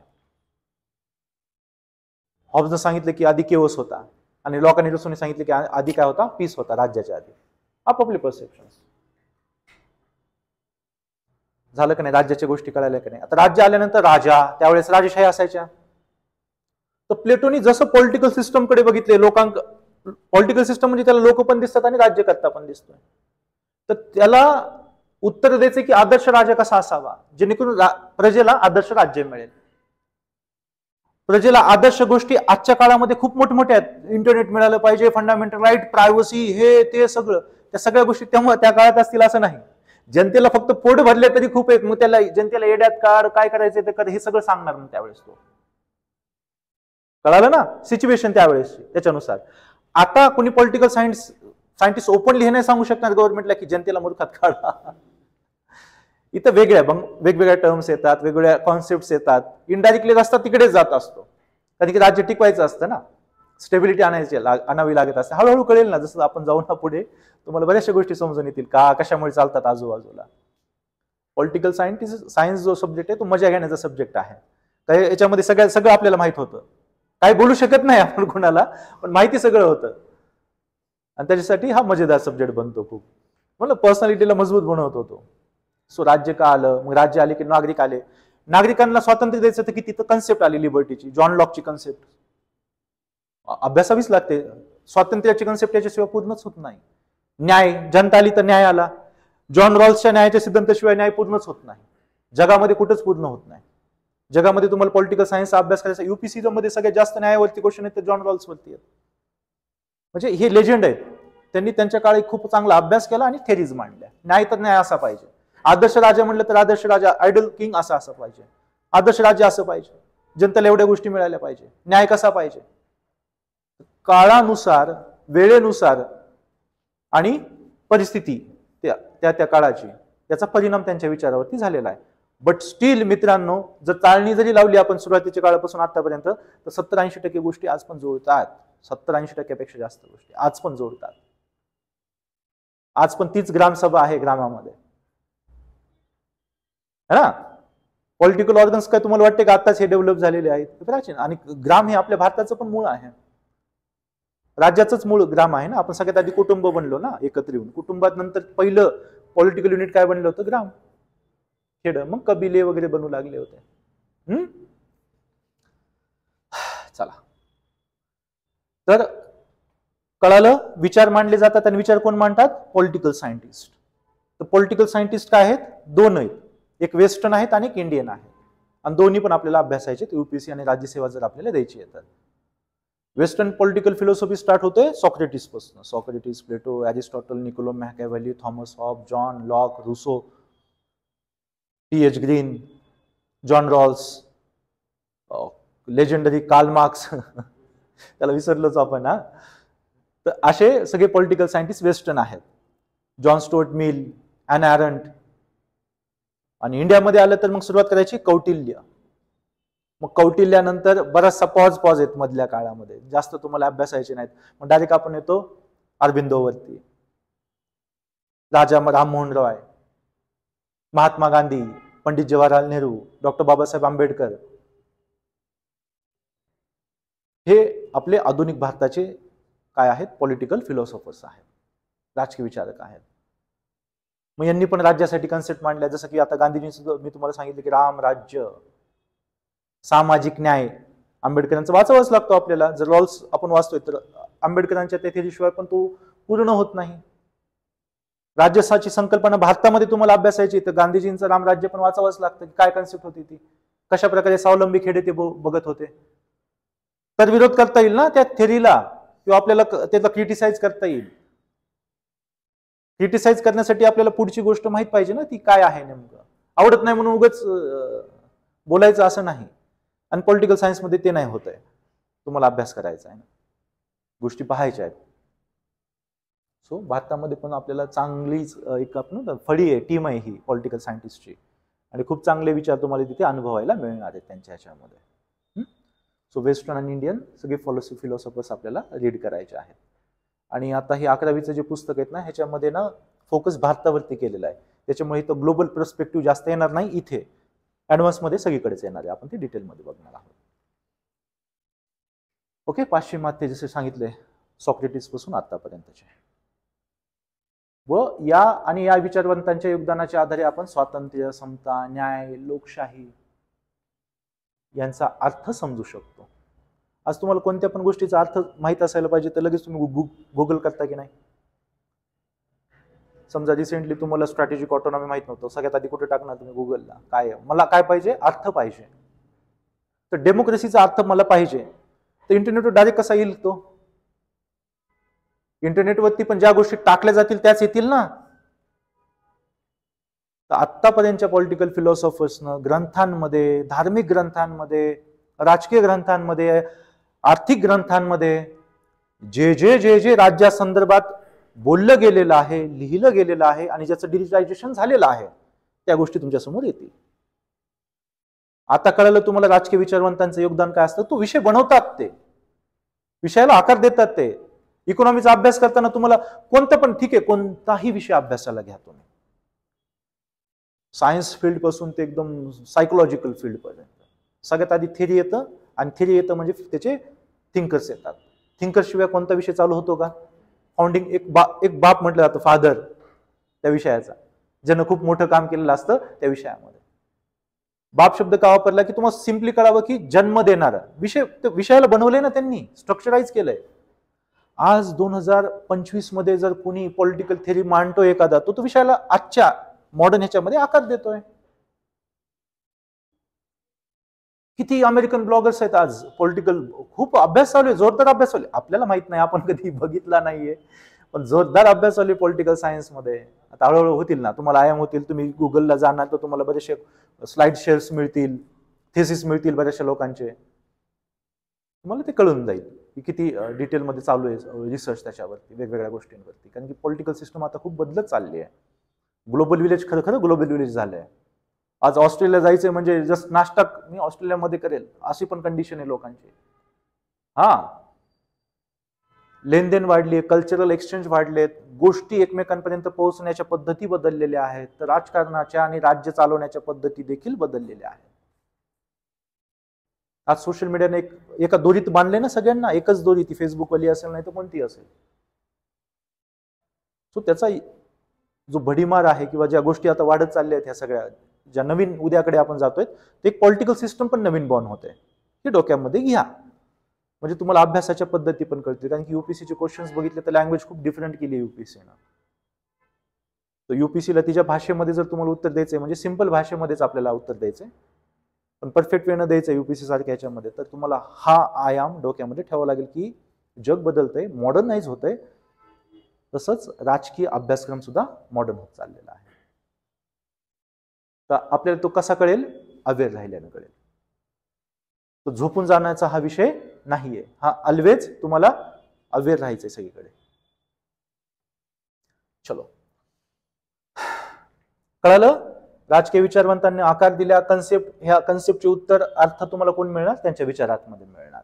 प्रत्येकाची पुस्तक आहेत, 5-5, 6-6 पुस्तक आहेत हे फिलॉसॉफर्सचे. सो आता हे जे 11वीचं पुस्तक आहे त्याचे काही ब्लॉकेज आहेत, सेमिस्टर वाईज असतील हे. तर ह्याच्यामध्ये आपल्याला 3 चॅप्टर्स बघायचे आहेत आता. एक म्हणजे राज्य, एक म्हणजे स्वातंत्र्य आणि हक्क, आणि एक समता आणि न्याय. याच्यापैकी अशी कोणती तरी कन्सेप्ट आहे का ज्याच्याबद्दल तुम्ही कधीच काय ऐकलं नाही?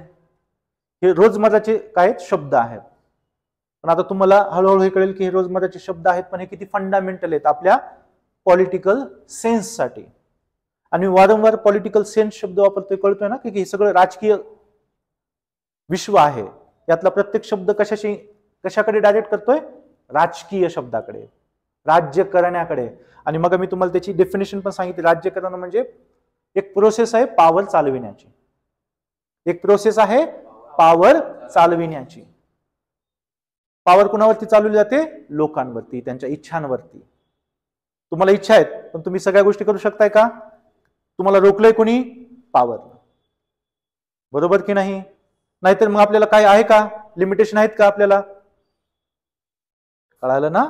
तर पॉलिटिकल सेन्स म्हणजे कळालं ना? पॉलिटिकल विश्वामध्ये मी इंगित करत राहतो एक एक गोष्ट तुम्हाला सांगतो, हे सगळं काय पॉलिटिकल सेन्स आहे. तुम्ही जर एक काहीतरी मोठं पृथ्वीसारखं बनवून ठेवलं ना, त्याच्यामध्ये ह्या गोष्टी ठेवल्या ना, तुम्हाला खूप चांगल्या कळतील त्या.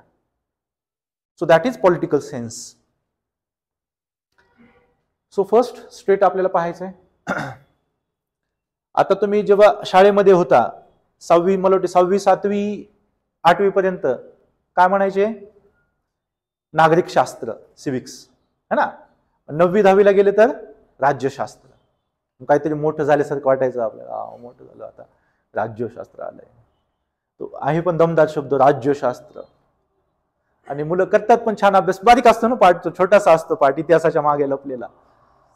हा, त्याच्यामुळे तो लवकर फिनिश होतो, त्याच्या नोट्स पण लवकर फिनिश होतात, पण लक्षात काय राहत नाही. समजून काय घेतलं जात नाही. आतापर्यंत मूलभूत अधिकार माहित नसतात, ग्रॅज्युएशन पोस्ट ग्रॅज्युएशन होईपर्यंत अशी कंडिशन होते. सो तर इथे बघा, नागरिक शास्त्र जो आहे, नागरिक शास्त्राचा जो पॉइंट ऑफ व्ह्यू असतो नागरिक, आणि राज्यशास्त्राचा पॉइंट ऑफ व्ह्यू असतो राज्य, शासन, सरकार, प्रशासन. कळालं? तर नागरिक शास्त्रामध्ये सगळं आपला समाज, 6वीला आपण नाही का बघितलं, आपण एकत्र का आलो, समाज का बनला, तो सुरक्षेसाठी बनला, किती छोट्या छोट्या गोष्टी दिल्यात नागरिकांना ज्या आवश्यक आहेत. आणि जेव्हा 9वी 10वी मध्ये गेले तर 9वी मध्ये सगळ्यात आधी काय आलं? International relation, second world war and all सगळ्या गोष्टी. किती जग बदललेलं तिथं बघितलं 9वी 10वी मध्ये. आणि 11वी मध्ये आता डायरेक्ट थेअरी. आता हे काय ऍडव्हान्स पार्ट आहे विषयाचा मूळ. तर हे 6वीला दिलं असतं तर मुलांनी तो विषय सोडून दिला असता. तिथं पण हा दिलेत ना, समाज का आला, ह्या छोट्या छोट्या गोष्टी दिल्यात, पण काय त्या बुद्धिमत्तेला पटेल तेवढ्याच गोष्टी दिल्यात. आता बुद्धिमत्ता काय झाली? हायर झाली, म्हणून इथे कशाला ऍडव्हान्स लेवलला हात लावलेला आहे. तर नागरिक शास्त्र कोणाकडे बघतो? नागरिकांकडे. आणि राज्यशास्त्र सरकार आणि ऍडमिनिस्ट्रेशनकडे.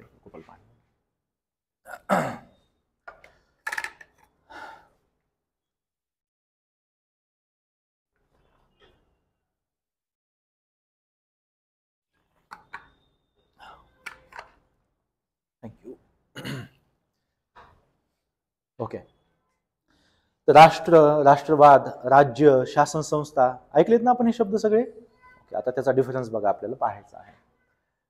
आता याच्यामध्ये एक उदाहरण दिलंय, त्याच्यामध्ये सांगितलेलं आहे की आपण भारत, पाकिस्तान, चीन इत्यादीचा उल्लेख करताना देश शब्द वापरतो. बरोबर? तर कधी कधी आपण त्यांना राष्ट्र किंवा राज्य पण म्हणतो. हालाकी तुम्ही राज्य कधी जास्त म्हटले नसाल. भारतीय राज्य, अमेरिकन राज्य, है ना, कमी बोलतो ना. पण आपण अमेरिका एक देश, अमेरिका एक राष्ट्र नक्की म्हणतो. तर दोन पैकी एक शब्द नेहमी म्हणतो आपण. पण इथं सगळ्यात महत्वाची गोष्ट लक्षात राहू द्या, सगळ्यात मूलभूत शब्द आहे राज्य. हे काय आहे? राज्यशास्त्र. सगळ्यात आधी शब्द पण कोणता आला? राज्य. Nation state. स्टेटचं ओरिजिन आधी झालं. सम्राट अशोकाचं काय होतं? राज्य, है ना. राज्य, राज्य शब्द हा आधी आलाय, स्टेट हा शब्द आधी आलेला आहे. आणि तो सर्वात मूलभूत आहे पॉलिटिकल सायन्समध्ये. तर तुम्हाला थोडक्यात मी सांगतो आणि पुढे एक्सप्लेन पण केलेलं आहे. जेव्हा आपण कंट्री शब्द वापरतो, देश, तर ही आंतरराष्ट्रीय मान्यता जेव्हा मिळते एखाद्या भौगोलिक प्रदेशाला की that is it's identity. That is म्हणजे ती टेरिटरी आहे, दॅट इज म्हणजे त्याचं जे काय नाव असेल तर ही टेरिटरी आणि हे नाव या देशाचं. तर ते काय म्हणले? पॉलिटिकल ओळख. एक भौगोलिक एरियाला पॉलिटिकल ओळख मिळते म्हणजेच आंतरराष्ट्रीय मान्यता मिळते. देशाला कोण मान्यता देऊ शकेल? देशातले राज्य. आंतरराष्ट्रीय स्तरावर कोण देणार? बाकीचे राज्य. मग तो तेव्हा आपण काय बोलायचं? देश, कंट्री शब्द वापरायचा. आणि जेव्हा आपल्याला सांगायचं की एक कल्चर, एक लँग्वेज, एक युनिटी, एक इतिहास, अशा वेळेस आपल्याला जेव्हा राज्याच्या संदर्भात बोलायचंय तर तेव्हा आपण वापरणार राष्ट्र, नेशन. जेव्हा काय? इमोशनल अटॅचमेंट, एक त्यांची ओळख आहे, एक भाषा आहे, एक युनिटी आहे. जर तुम्हाला ते सांगायचं असेल तर तेव्हा तुम्ही शब्द कोणता वापरणार? नेशन किंवा राष्ट्र. आणि जेव्हा ह्या देशाला, ह्या राष्ट्राला सार्वभौमता मिळते, स्वतःचे निर्णय स्वतः घेतले जातात, लोकांची अधिमान्यता असते. आज युनायटेड नेशनच्या अंतर्गत किती 198 किंवा 200च्या आसपास राज्य आहेत. राज्य म्हणजे काय, ते परफेक्ट सेल्फ सोव्हिरियन युनिट आहे. तर राज्य सगळ्यात फंडामेंटल म्हणजेच मूलभूत कॉन्सेप्ट ठरते या तिघांमध्ये. म्हणून हे सायन्स आहे राज्याचं सायन्स, राज्यशास्त्र, political unit, political science. So या सगळ्या शब्दांचा अर्थ जरी सारखा असला तरी तांत्रिक दृष्ट्या या शब्दांमध्ये फरक आहे. जेव्हा संस्कृती, वांशिक, धार्मिक आणि भाषिक, ऐतिहासिक पातळीवर समानता असेल तर मानसिक पातळीवर ऐक्याची भावना तयार होते, जशी आपली आहे, आपण भारतीय. अशा वेळी त्याला राष्ट्र म्हणून संबोधले जाते. कळालं ना? जेव्हा कल्चर आणि बाकीच्या गोष्टी असतील तर राष्ट्र. एखाद्या राष्ट्राला राज्य होण्यासाठी पुढील घटकांची आवश्यकता असते. सगळ्यात आधी काय? सार्वभौमत्वाशिवाय राज्य असेल का? जो सॉव्हेरियन नाही तो राज्य नाही, जो सॉव्हेरियन नाही तो राज्य नाही. आता तुम्हाला हिस्टॉरिकल बॅकग्राऊंडला बघा. 1858 जेव्हा तो कायदा होतो 57च्या नंतर, तेव्हा मी तुम्हाला काय म्हटलं की भारत ब्रिटिश साम्राज्याचा भाग बनला. राणीला क्वीन इम्प्रेस ऑफ इंडिया पदवी दिली ना. राणी म्हणजे कोण? एलिझाबेथ त्यावेळेसची, बरोबर. एलिझाबेथ कुठली राणी आहे? ब्रिटनची, बरोबर. ब्रिटनमध्ये सगळ्यांचा बॉस कोण आहे? राणी. हालाकी प्राईम मिनिस्टर आहे तिथे, तेव्हा पण प्राईम मिनिस्टर होते विन्स्टन चर्चिल, देन नंतर आलेले बाकीचे, तर ते ऍक्च्युअल पॉवरफुल होते. पण कुणाच्या नावाने शासन चालत होतं? राणीच्या नावानं. तर आपण ब्रिटिश साम्राज्याचा भाग बनलो म्हणजे आपल्या बॉस कोण बनलं? म्हणजे आपल्यावरती आपले कायदे कोण बनत होतं? तिथली पार्लमेंट बनत होती, पण साईन शेवटी कोण करत होतं? राणी. म्हणजे ब्रिटन आपल्यावरती कायदे बनत होतं की नाही? म्हणजे भारत राज्य होतं का मग त्यावेळेस? पण भारत एक राष्ट्र बनलं होतं की नाही आधीच? आपल्या ओळखीनं स्वतःच्या, आपली ओळख, आपलं एक देश, आपली एक टेरिटरी. कळाला आता फरक? तर राज्य कधी बनलो आपण? आपण राज्य कधी बनलो? जेव्हा आपल्याला इंडिपेंडन्स मिळाला आणि खऱ्या अर्थाने जेव्हा आपण आपलं संविधान इम्प्लिमेंट केलं. We became sovereign nation. आपले निर्णय, आपले कायदे, आपला देश, आपण राज्य बनलो. आज या सगळ्या गोष्टी जे पुढे सांगितलेल्या आहेत नाही का, सार्वभौमत्व, स्वातंत्र्य, शासन संस्था, निश्चित भूप्रदेश, लोकसंख्या, महाराष्ट्राकडे पण ते, गुजरातकडे पण ते, हे पण काय बनले? राज्य. आज यांच्याकडे पण विषय आहेत, हे पण कायदे बनवतात, ते काय? पण हे कोणते राज्य आहेत? घटक राज्य. एका मोठ्या राज्याचे घटक राज्य. कारण की state they have their own power, they can make laws on their subjects. ते त्यांच्या विषयांवरती कायदे बनवतात, त्यांच्याकडे ऑथॉरिटी आहे. दिलं ना, एक पॉवरचा तुकडाच दिला ना त्यांना. सत्ताची प्रोसेस तिथं पण चालली आहे. Yes, so they become states. Yes लागलं स्टेट्स. पण काय? घटक राज्य. मोठ्या ह्याच्यामधले ते स्टेट्स आहेत, वन ऑफ स्टेट्स. कळालं ना? क्लिअर ना? चलो, तर राष्ट्र आणि राज्यामधला फरक कळाला तुम्हाला. कंट्री असेल, भौगोलिक एक टेरिटरी आहे, आणि आंतरराष्ट्रीय ओळख आहे, international identity, that is country. यार ऑस्ट्रेलियामध्ये मला ती सिडनीची जागा खूप आवडते, आपण चला तिथे जाऊ. तिथं असं असं टेम्परेचर आहे सध्या.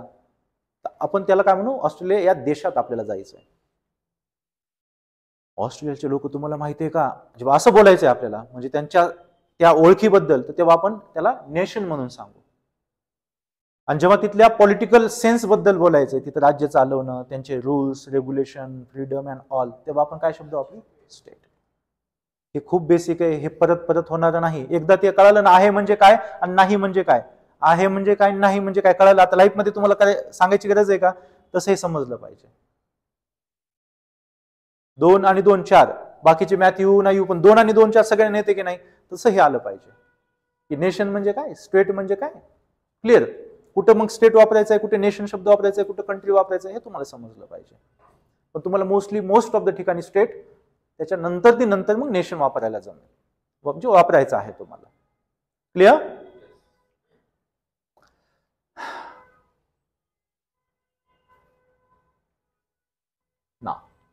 सगळ्यात आधी राज्य, सगळ्यात महत्वाचं पण जे आहे. तर राज्य ही एक राजकीय पॉलिटिकल कॉन्सेप्ट आहे, राजकीय संकल्पना आहे. राज्य म्हणजे एक विशिष्ट भौगोलिक क्षेत्र आहे की नाही आपलं, पण एक भौगोलिक क्षेत्र जिथे एक सरकार किंवा प्रशासन व्यवस्था अस्तित्वात आहे. आणि आपल्याकडे आहे पार्लमेंटरी फॉर्म ऑफ गव्हर्नमेंट आणि which is based on democracy आहे ना आपल्याकडे. सो जी त्या क्षेत्रावर अधिकार गाजवते, आपल्यासाठी कायदे पार्लमेंट बनवते, पार्लमेंटरी फॉर्म ऑफ गव्हर्नमेंट, जिथं आपण प्रतिनिधी पाठवतो, म्हणजे आपली अधिमान्यता असणारी पार्लमेंट आहे, ती आपल्यासाठी कायदे बनवते. तर राज्याची प्रमुख वैशिष्ट्य म्हणजे काय, तर सगळ्यात आधी सीमा. आपण आपली सीमा सांगताना काय म्हणतो, जम्मू काश्मीर पासून ते कन्याकुमारी पर्यंत, आणि अंदमान पकडलं तर इंदिरा पॉइंट पर्यंत, ही आमची सीमा. इकडे गुजरात पासून इकडे अरुणाचल प्रदेश पर्यंत. सो बॉर्डर, राज्याला विशिष्ट सीमा असतात, बॉर्डर्स असतात, यस असतात. आणि पण एक गोष्ट लक्षात ठेवा, राज्य काय एकच पार्ट असेल असं नाही, राज्याचा एक भाग इकडे दुसरीकडे पण भाग असू शकतो, जसं अमेरिकेचा अलास्का आहे, आपलं अंदमान निकोबार आहे. दुसरं आहे शासन व्यवस्था, यामध्ये एक सरकार असते, लोकसंख्या ज्याच्यावरती राज्य केलं जातं, जे राज्याचे पॉलिटिकल युनिट्स आहेत. आणि स्वायत्तता, ऑटोनॉमी, स्वतःचे निर्णय स्वतः घेणं, म्हणजे सॉव्हरेनिटी आपण याला म्हणू शकतो, ते असणं खूप आवश्यक आहे. तर काही राज्यांना पूर्ण स्वायत्ता असते, सार्वभौम, तर काही राज्ये मोठ्या राज्याखाली तर संघराज्याचा, संघराज्य, संघ म्हणजे काय, सगळ्यांचं मिळून एक मोठं राज्य, त्याचे हे काय युनिट्स आहेत. संघ म्हणजे टीम, ते टीम मेंबर्स, तर टीम मेंबर्सला पण आपण ताकद दिलेलीच आहे, म्हणून ते आहे घटक राज्य आहेत. क्लिअर.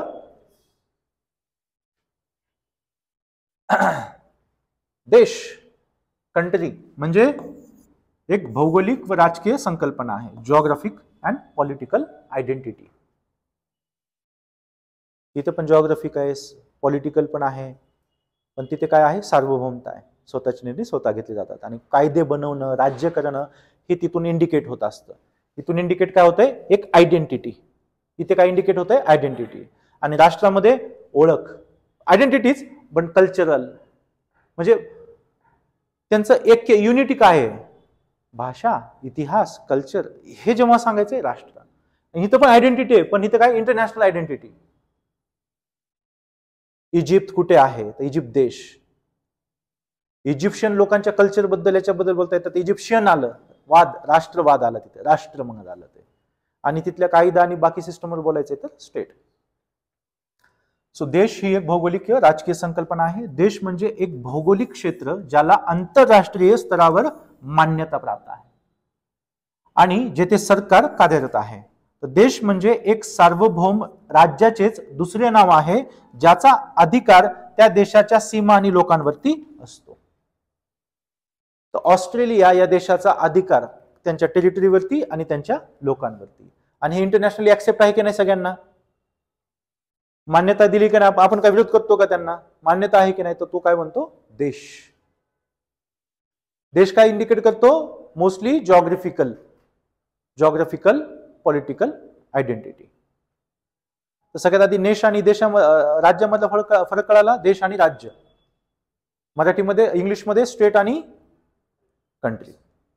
तर कंट्री जास्तीत जास्त काय इंडिकेट करेल, जिओग्राफिकल पॉलिटिकल मॅटर्स जे असतील, आयडेंटिटी त्यांची. आणि स्टेट म्हणजे काय, सॉव्हरेनिटी. मग ह्याच्यामध्ये सीमा पण आहे, लोकसंख्या पण आहे, पॉलिटिकल इन्स्टिट्यूशन आहे, पण सगळ्यात महत्वाची गोष्ट काय असल्यामुळे राज्य बनलं, सॉव्हरेनिटी. स्वतःचे निर्णय स्वतः घेणं. देशाची मग वैशिष्ट्य काय झाली, सीमा, राज्याची पण आहे, आंतरराष्ट्रीय मान्यता आणि सार्वभौमत्व, इथे सुद्धा ते येणार. बट सार्वभौमत्व हे देश आपले कायदे आणि नियम स्वतः तयार करू शकतो, म्हणजेच काय, स्वतःचं शासन स्वतः चालू शकतो. जेव्हा हे गोष्ट, जेव्हा सार्वभौमत्वाविषयी तुम्ही लिहिताय, तेव्हा मात्र हा शब्द नका वापरू. तुम्हाला मी म्हटलंय ना की पॉलिटिकल सायन्स मध्ये तुम्ही आन्सर लिहिताय, तर कंट्री तुम्हाला नगण्यच वापरायचा आहे, वापरायचाच नाहीये, तुम्हाला वापरायचा आहे स्टेट आणि त्याच्यानंतर नेशन. तर कंट्री हा शब्द तुमच्या आन्सर मध्ये जवळपास येणारच नाहीये. तर तो मोर पॉलिटिकल वर्ड आहे, पण मोर थेरॉटिकल वर्ड काय आहे, स्टेट. कारण की आपण कंट्री बोललो, कारण की तो मोर पॉलिटिकल आहे, राज्याचं एक ओळख आहे, त्यात सगळ्याच गोष्टी येतात. पण स्टेट बोलताना आपण कधी बोलत नाहीत का, कारण की तो मोर थेरॉटिकल आहे. तर लिहिताना तुम्हाला काय यूज करायचंय? Mostly state. पॉलिटिकल सायन्स संदर्भात बोलताना सुद्धा तुम्हाला काय यूज करायचंय? स्टेट. राईट. सो राष्ट्र, राज्य बघितलं आपण, देश बघितला आपण, आता राष्ट्र, नेशन. इथं सगळ्यात आधी काय येतं? सामाजिक, सांस्कृतिक, हे पण आलं, राजकीय पण आहे. राजकीय पातळीवर स्वतःची समान ओळख असणारे लोक आपले स्वतंत्र अस्तित्व निर्माण करण्याचा प्रयत्न करतात, तेव्हा त्याला राष्ट्र म्हणतात. तुम्हाला ना मेन्स मध्ये खूप वेळेस क्वेश्चन आलाय, PSIR मध्ये, हिस्ट्रीमध्ये आलेला आहे, मॉडर्न हिस्ट्रीमध्ये, की 1857चा उठाव म्हणजे भारतामध्ये राष्ट्रवादाची सुरुवात होती का? Give your opinion. Direct statement येते की revolt of 1857 is a great example of nationalism. Prove it, elucidate it, criticise it, whatever ते विचारतील अँगल त्यांचा वेगवेगळा आहे ना. म्हणजे भारतामध्ये राष्ट्रवाद कधी सुरू झाला, झाला की नाही, तुमची ओपिनियन काय आहे, याच्यावरती क्वेश्चन्स विचारलेले UPSC मेन्स मध्ये. तर राष्ट्रवाद म्हणजे काय? राष्ट्राविषयी प्रेम, प्रेम व्यक्त करणं.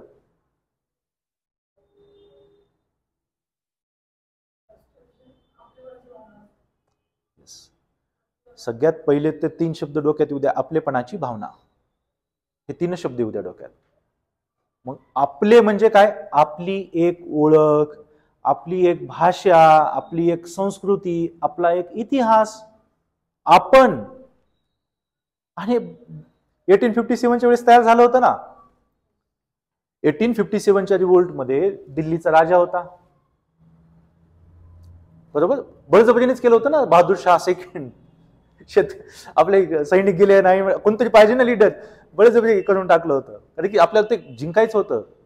सैनिक नाराज होते, शेतकरी नाराज होते, व्यापारी नाराज होते, डिप्लोमॅट्स नाराज होते, सगळेच नाराज होते ना ह्याच्यावरती. तर सॉरी, मी काय सांगत होतो? हा, दिल्लीचा राजा होता, बिहारचा कुंवर सिंग होता, झाशीची राणी होती, नानासाहेब पेशवे होते, नॉर्थ टू साऊथ सगळेजण होते की नाही. त्याच्यामध्ये कुणाची जहागीर गेली होती, कुणाची जमीन गेली होती, कुणाचं राज्य गेलं होतं, कुणाचं पावर चालवण्याची म्हणजे सत्ताच गेली होती. आपापले कारण होते सगळ्यांचे. आपापल्या कारणानं ब्रिटिशांवरती राज्य नाराज होते. जसं व्यापारी नाराज होते त्यांच्या कारणानं, शेतकरी नाराज होते त्यांच्या कारणानं, धार्मिकतेनं सामान्य जनता पण नाराज होती, दुष्काळानं नाराज होती, तसे हे पण नाराज होते. पण सगळे आपापल्या कारणानं नाराज होते, पण सगळ्यांचा दुश्मन कोण होता? सगळ्यांचा दुश्मन कोण होता? एकच, आणि तो कोण होता? British empire. Yes or no? मग ते काय बनलं? आपली ओळख. तर आपली ओळख काय? की ते आपल्यावर राज्य करताय. मग आपण काय झालं पाहिजे? एक झालं पाहिजे. आणि आपण एक असल्याची भावना म्हणजे राष्ट्रवाद, है ना. 1857च्या उठावामध्ये तेच शिकलो ना. गोरे लोक, आता त्यावेळेस म्हणायचे, आता ते कलरवर नका घेऊ, ते भेदभाव आपल्याला नाही करायचा. पण तेव्हा टीम काय झाली? ती गोरे लोक वर्सेस आपण. त्यावेळेस तेच करायचे ना. आपल्याला ते ब्राऊन ब्लॅक म्हणून चिडवायचे, आपण त्यांना गोरे लोक म्हणायचो. आतापर्यंत बघा विविध ऍडव्हर्टाईज, मूवीज वगैरे मध्ये ते शब्द वापरले जातात, फिरंगी. ओके, बट आताच्या समाजामध्ये आता बघतो ना, बऱ्याचशा मुवमेंट्स निघतात की कलरवरून, याच्यावरून ते भेदभाव नाही झाला पाहिजे, आणि खरंच नाही झाला पाहिजे. आता आपण जिओलॉजिकल टाइम स्केल बघणार आहे, तेव्हा तुम्हाला कळेल की अरे एकत्रच आहोत सगळेजण. सो कळालं पहिली गोष्ट काय?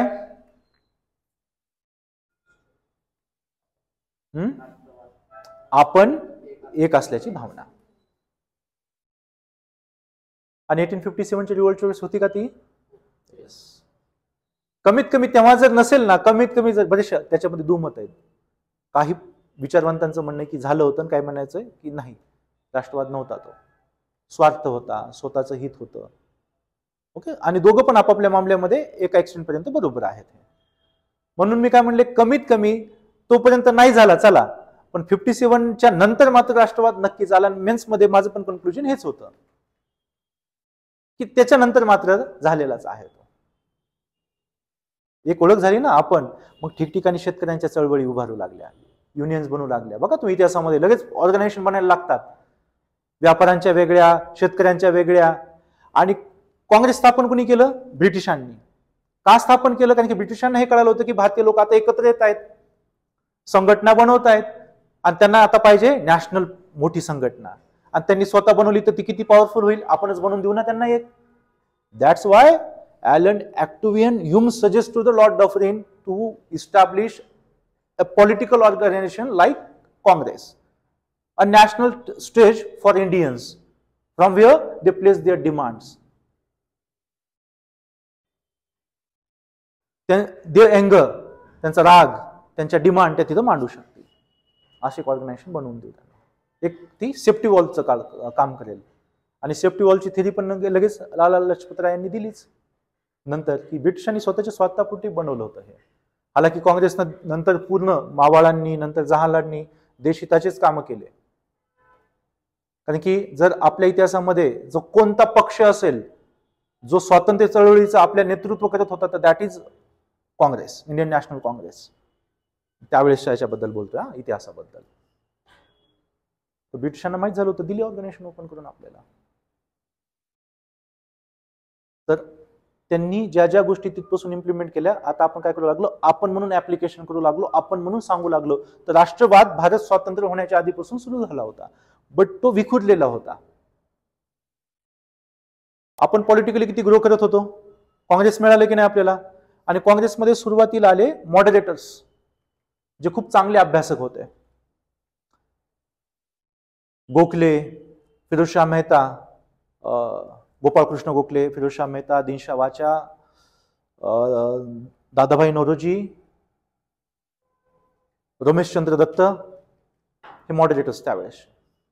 यांनी एवढं छान अनालिसिस केलं ब्रिटिशांचं, की ते कशा प्रकारे फुकटच्या गोष्टी टॅक्स न विकतायत आपल्याला. टॅक्स तर घेताय, रक्त पण शोषताय. Dadabhai Naoroji first time poverty त्यांनी हे केली त्यावेळेस, आणि काढला पण त्यांनी आकडा. तर ब्रिटिशांच्या अगेन्स्ट गोष्टी होऊ लागल्या होत्या की नाही हळूहळू. ब्रिटिश आपली लूट करतायत, ब्रिटिश आपलं नुकसान करताय, इकॉनॉमिक ड्रेन थेरी, इथून पैसा तिकडे जातोय. या लोकांनी अवेअर करायला घेतलं ना, कुणी? मॉडरेटर्सनं, मावाळांनी. ब्रिटिश घाबरले असणार की नाही? हे लिखित आहे ना, आणि जेव्हा लिखित गोष्टी असतात ना, प्रूफ के साथ, शिक्षा होणार ना. तर ब्रिटिशांनी काय म्हटलं? आता आपण यांना डायव्हर्ट करू. डायव्हर्ट करायचं म्हटलं तर फूडला अंड टाकला, मसाला जाळ लावला, धूर आला, झालं. तर ब्रिटिशांनी सेम केलं, फूट पाडली. बंगालची फाळणी. बंगाल एक मोठा प्रदेश होता जिथे हिंदू मुस्लिम व्यवस्थित राहत होते, काही प्रॉब्लेम नव्हती. As compare to after partition of Bengal व्यवस्थित होतं. ब्रिटिश म्हणले याला फाळणी करा, आणि ईस्टर्न पार्ट जो मुस्लिम मेजॉरिटीचा प्रोव्हिन्स आहे तो बनेल ईस्ट बेंगॉल, आणि इकडे हिंदू मेजॉरिटी तो बनेल वेस्ट बेंगॉल. ब्रिटिशांना माहित होतं काँग्रेस स्ट्रॉंग झाली आहे, मॉडरेटर्स आहेत, हुशार आहेत, त्यांनी खरं रूप आणलंय समोर. आता आपल्याला काहीतरी करावं लागेल ना. आता तुम्ही बघा ना, बरेचसे पॉलिटिशियन्स काय करताय, कुणाची पॉलिसी आहे ही, कशी आहे. कोणत्या एका पक्षाबद्दल बोलत नाही, मी आधी सांगतो, सगळेच आले. आपण एक पॉलिटिकल सायंटिस्ट म्हणून आपल्याला बघायचं, आपल्याला काही रिव्होल्युशन करायला नाही जायचं लगेच, पण अनालाइज तर करता आलं पाहिजे. तर ईस्ट बेंगॉल आणि वेस्ट बेंगॉल केला, आणि ब्रिटिशांना हे माहित होतं की जर असं केलं तर इंडियन नॅशनल काँग्रेस आहे ना विरोध करेल. देशाचे तुकडे का, एक ओळख झाली ना आता तयार. आणि काँग्रेसने जर काय केलं, असं बोललं, तर इथले मुस्लिम नाराज होणार. आम्हाला जर सेपरेट प्रॉव्हिन्स मिळतोय तर तुम्हाला का राग येतोय त्याचा, तुम्हाला का नकोय, एक ती दुश्मनी होणार. कर्जतनं फाळणी केली, हिंदू मेजॉरिटी इकडे, मुस्लिम मेजॉरिटी इकडे, जमिनीची फाळणी झाली. बरेचशा, आता किती लोकांचं त्यावेळेस नुकसान झालं असेल. आणि ते नुकसान न होण्यासाठी काँग्रेस आलीच असणार की नाही. जर ती पॉलिटिकल आयडेंटिटी आहे आपली त्यावेळेसची, तर ती येणार की नाही तिथे. ती येणार तर मुस्लिम लोक नाराज होणार की नाही.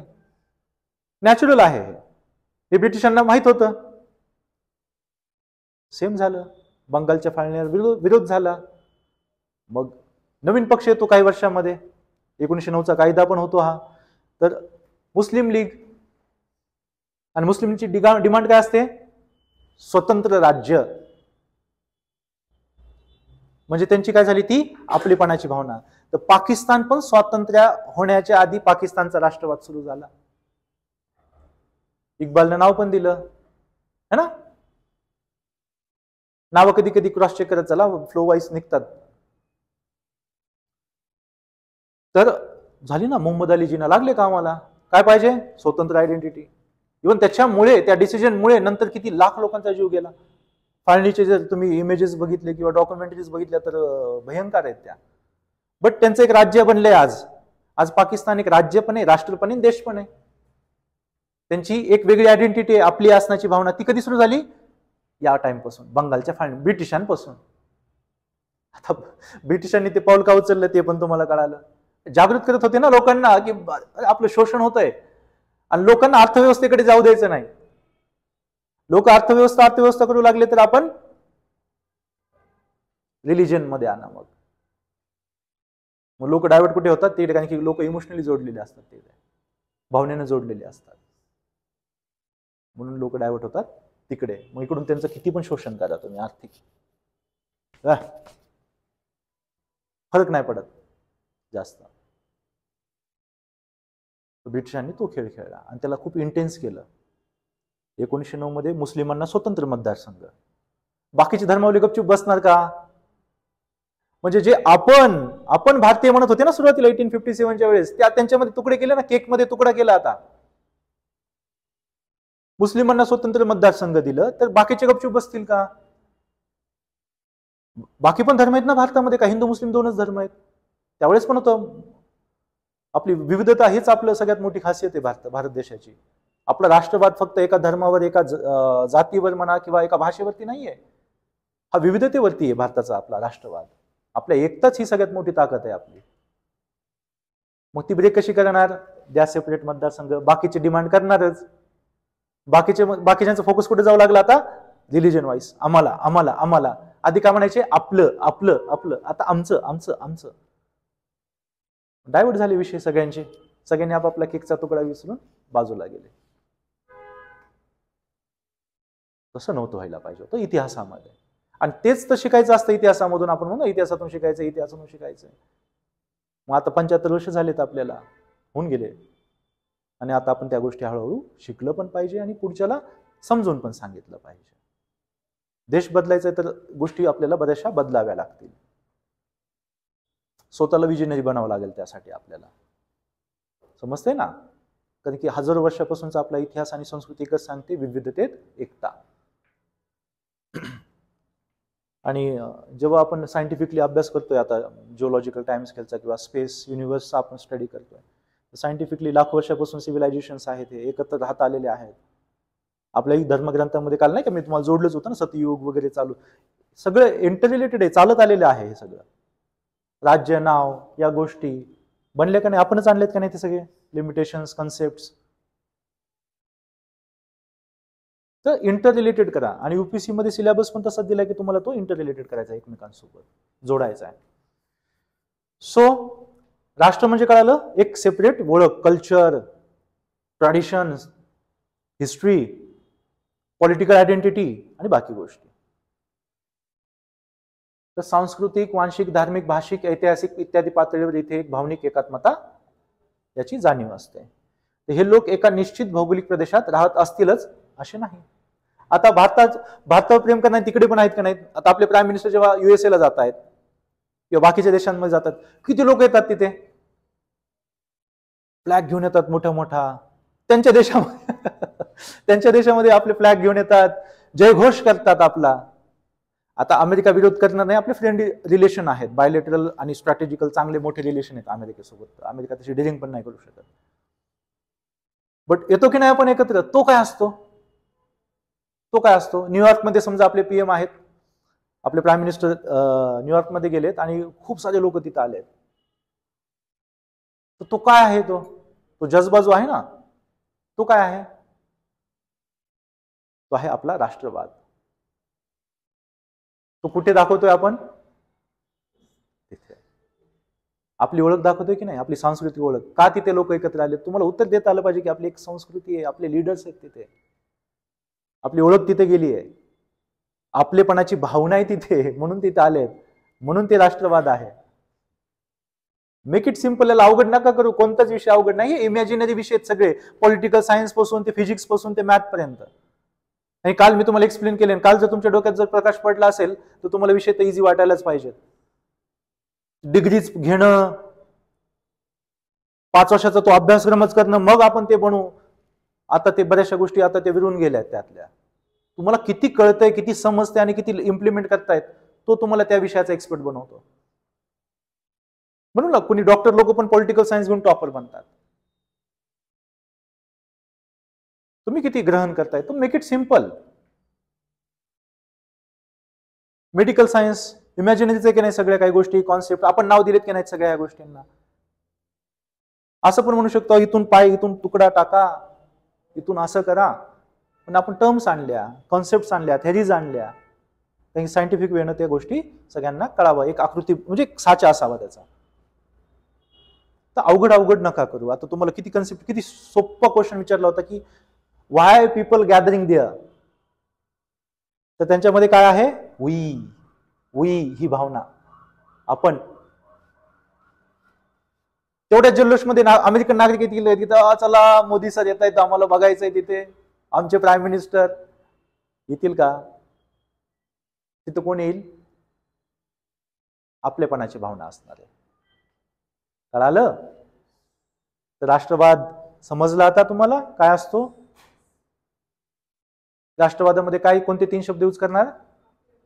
आपलेपणाची भावना, आपण एक असल्याची भावना. आणि भारतामध्ये ती कधीपासून सुरू झाली? आफ्टर 1857चा रिव्होल्ट.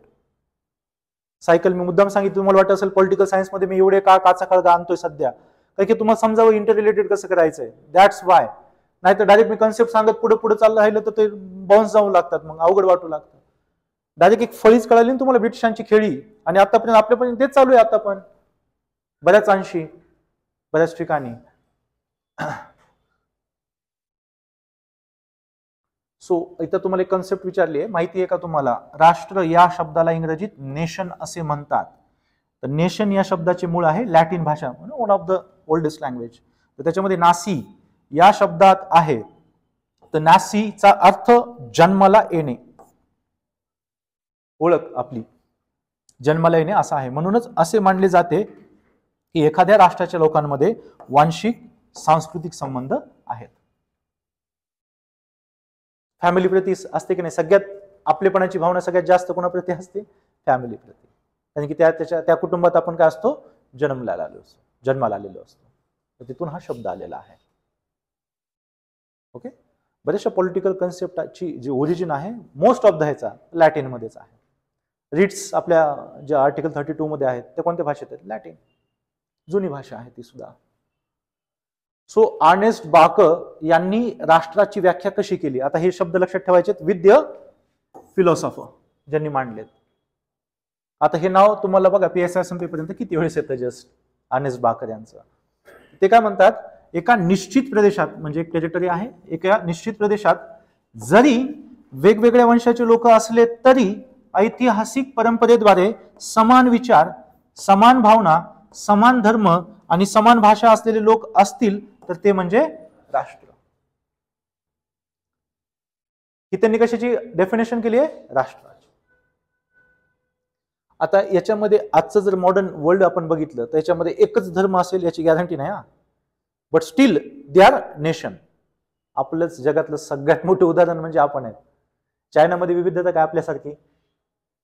लगभग सेम दिसतात है ना. तर तुम्ही नॉर्थ ईस्ट मध्ये गेलात तर एकदम कम्प्लिटली वेगळी डेमोग्राफी तुम्हाला दिसते. साऊथ मध्ये गेलात वेगळी डिफरंट डेमोग्राफी. आपण वेस्टर्न इंडिया म्हणजे महाराष्ट्र आणि बाकीचा पट्टा वेगळी डेमोग्राफी आहे. नॉर्थला गेलात वेगळी डेमोग्राफी आहे.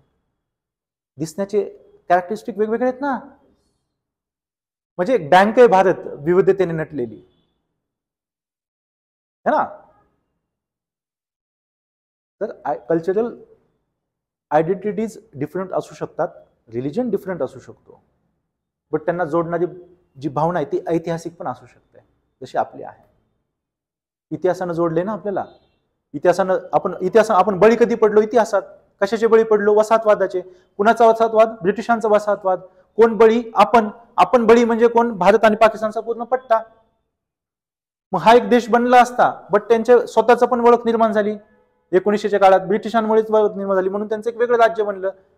त्या वेगळ्या राज्यामध्ये बांगलादेशची ओळख निर्माण झाली 70च्या याच्यामध्ये, ते वेगळं राज्य बनलं. राष्ट्रवादच आला ना त्या देशामध्ये. आम्ही का बोलायची उर्दू, आम्ही बांगला बोलणार, संसद आमच्याकडे पाहिजे, ही डिमांड होते ना त्यांच्या.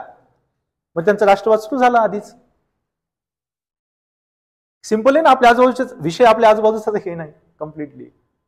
ओके, सो राष्ट्र कळालं ना, एक असल्याची भावना. मग ते धर्म वेगवेगळे पण असू शकतात, भाषा वेगवेगळे असू शकतात, इतिहास जोडू शकतो मग त्यांना तिथे, किंवा संस्कृती जोडू शकेल. पण आपल्याकडे संस्कृती पण खूप वेगवेगळ्या आहेत. आपल्याला जोडतं काय, इतिहास.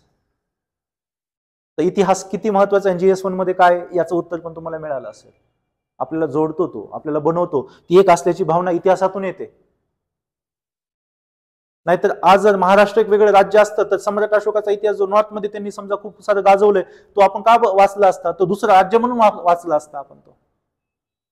कळतंय ना तुम्हाला, हे विषय कसे जोडलेले असतात. त्याच्यामुळे इतिहास दिलाय, जिओग्राफी दिले, सगळे गोष्टी दिल्या आहेत तुम्हाला सिलेबसमध्ये.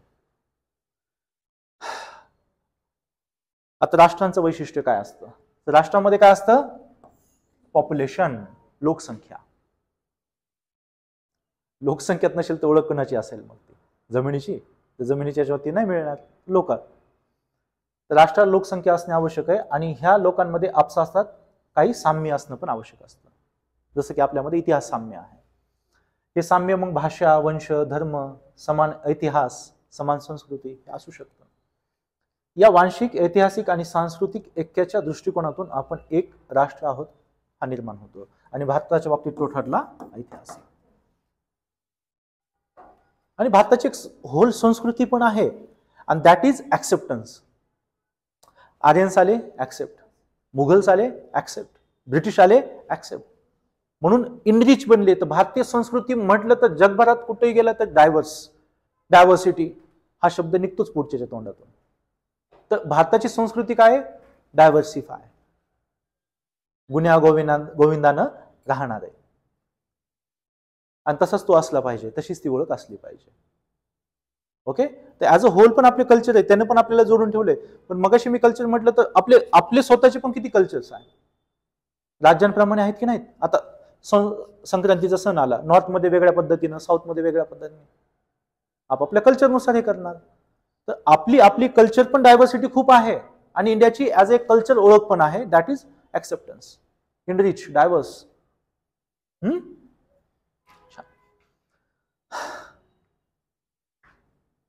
दुसरं आहे सामुदायिक ऐक्याची भावना. मग ती कशी पण असेल, ऐतिहासिक, सांस्कृतिक, भाषिक, धार्मिक.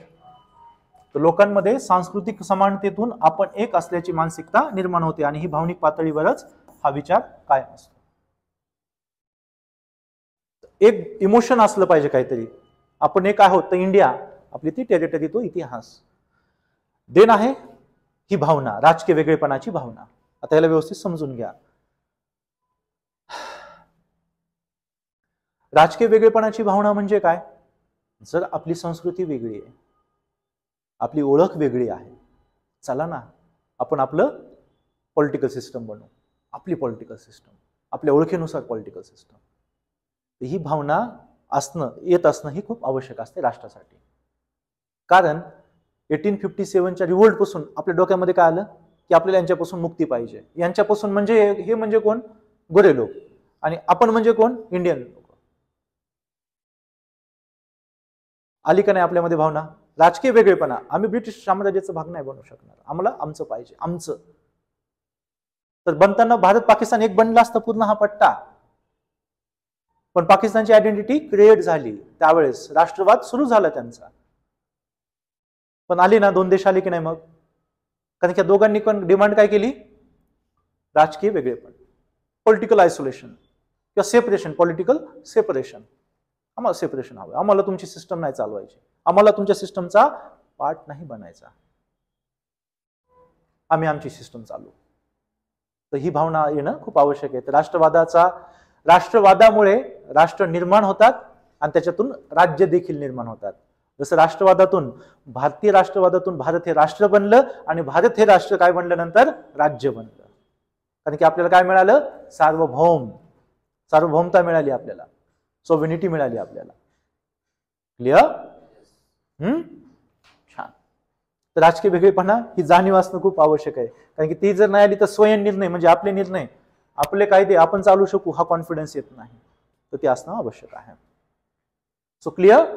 डायव्हर्सिटी असेल तरी पण कोणती ना कोणतीतरी गोष्ट वेगळं करते आणि त्याच्यानुसार काय बनवायचं आता आपल्याला? आपला देश, राज्य. सो राष्ट्रवाद. तर इन शॉर्ट काय? मग तुम्हाला सांगितलं की वसाहतवाद होता.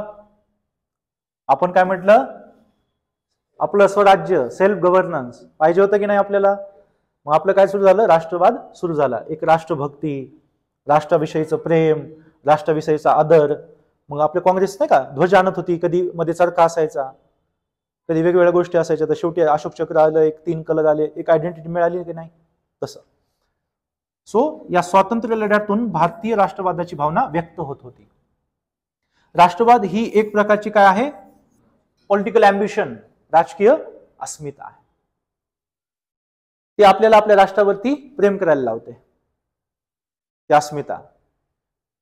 हिंमत होते का भारताविषयी काही उलट बोलायची किंवा काही घाण बोलण्याची? कायद्याची तर भीती आहेच आपल्याला, पण एकीकडे आपलं प्रेम आतापर्यंत एवढं करत आलेलो आहे की आपण वाईट बोलतो ना, आपण करप्शन चालू आहे, कुठं वाट लागली आहे, हे पण देशाला आपण काय करतो का ऍज अ होल बोलतोय का? असं एक युनिट म्हणून कधी बोलतोय का? त्याचा अपमान करतोय का आपण? भारताविषयी कधी पण विचारलं आपला इतिहास, आपली संस्कृती, तर आपल्याला नेहमी प्राऊड फील होतं. आपण बोलतो, राग व्यक्त करतो, तर आपली ती सिच्युएशनशी, करंट सिस्टम, ज्या गोष्टी त्याच्याविषयी लोक राग व्यक्त करत असतात. पण भारत असण्यावरती सगळ्यांना काय असणार? शेवटी प्रेमच असणार, कारण की आपण जन्म घेतला इथे. सो लोक आपल्या राष्ट्राशी भावनिक पातळीवर जोडलेले असतात. भारत पाकिस्तानची मॅच असेल, भले मला क्रिकेट आवडत नाही किंवा काही नाही, बघू नाही आपण, पण ते असेल तर आपलं मन काय म्हणेल की भारत जिंक. का? देशावर काय असतं? आपलं प्रेम असतं. आपण भावनिकरित्या इमोशनली अटॅच होण्याशी असतो, देशाशी असतो. आणि तो कशातून आलाय? राष्ट्रातून आलेला आहे. राष्ट्रवादातून ती गोष्ट आलेली आपल्यामध्ये. सो या बंधनातून त्यांच्यात स्वतःची ओळख आणि अभिमान निर्माण होतो आणि आपल्या राष्ट्रासाठी काहीतरी करण्याची प्रेरणा निर्माण होते. उद्या पाकिस्ताननं अटॅक केलाय ना, आपल्याला जावं लागणार आहे, नाहीतर आपलं स्वातंत्र्य गेलं, इव्हन आपली फॅमिलीज पण गेल्या. अशा वेळेस आपण जाऊ की नाही?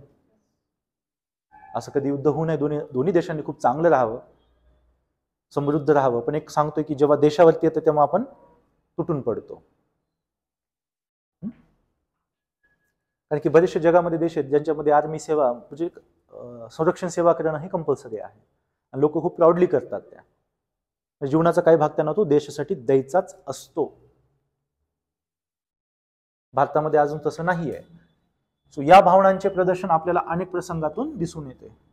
आपल्या राष्ट्राच्या क्रिकेट टीमचा जय जयकार, राष्ट्रगीताच्या वेळी आपण उभे राहतो, सांगायची गरज पडते का आपल्याला? किंवा आपण अपमान करू शकतो का? नाही. युद्धादरम्यान आपल्या सेना दलाला पाठिंबा देणं, इंडियन आर्मी म्हटलं तर आपण छाती फुगतेच ना आपली. कधी कमजोर झाले का? कधी मान झुकली आहे का? किंवा कधी तसं मनामध्ये तरी आलंय का?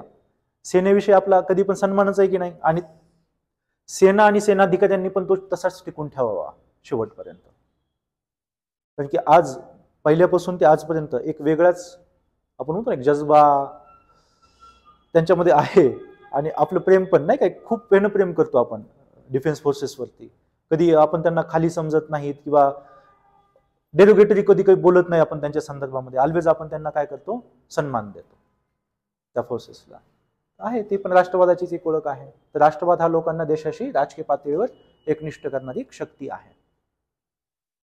तर इथे आपण एक गोष्ट समजून घ्यायची, धर्म वेगवेगळे असू शकतात, जाती वेगवेगळ्या असू शकतात, भाषा वेगवेगळ्या असू शकतात, सांस्कृतिक ओळख वेगवेगळ्या असू शकतात, but still it can be a nation.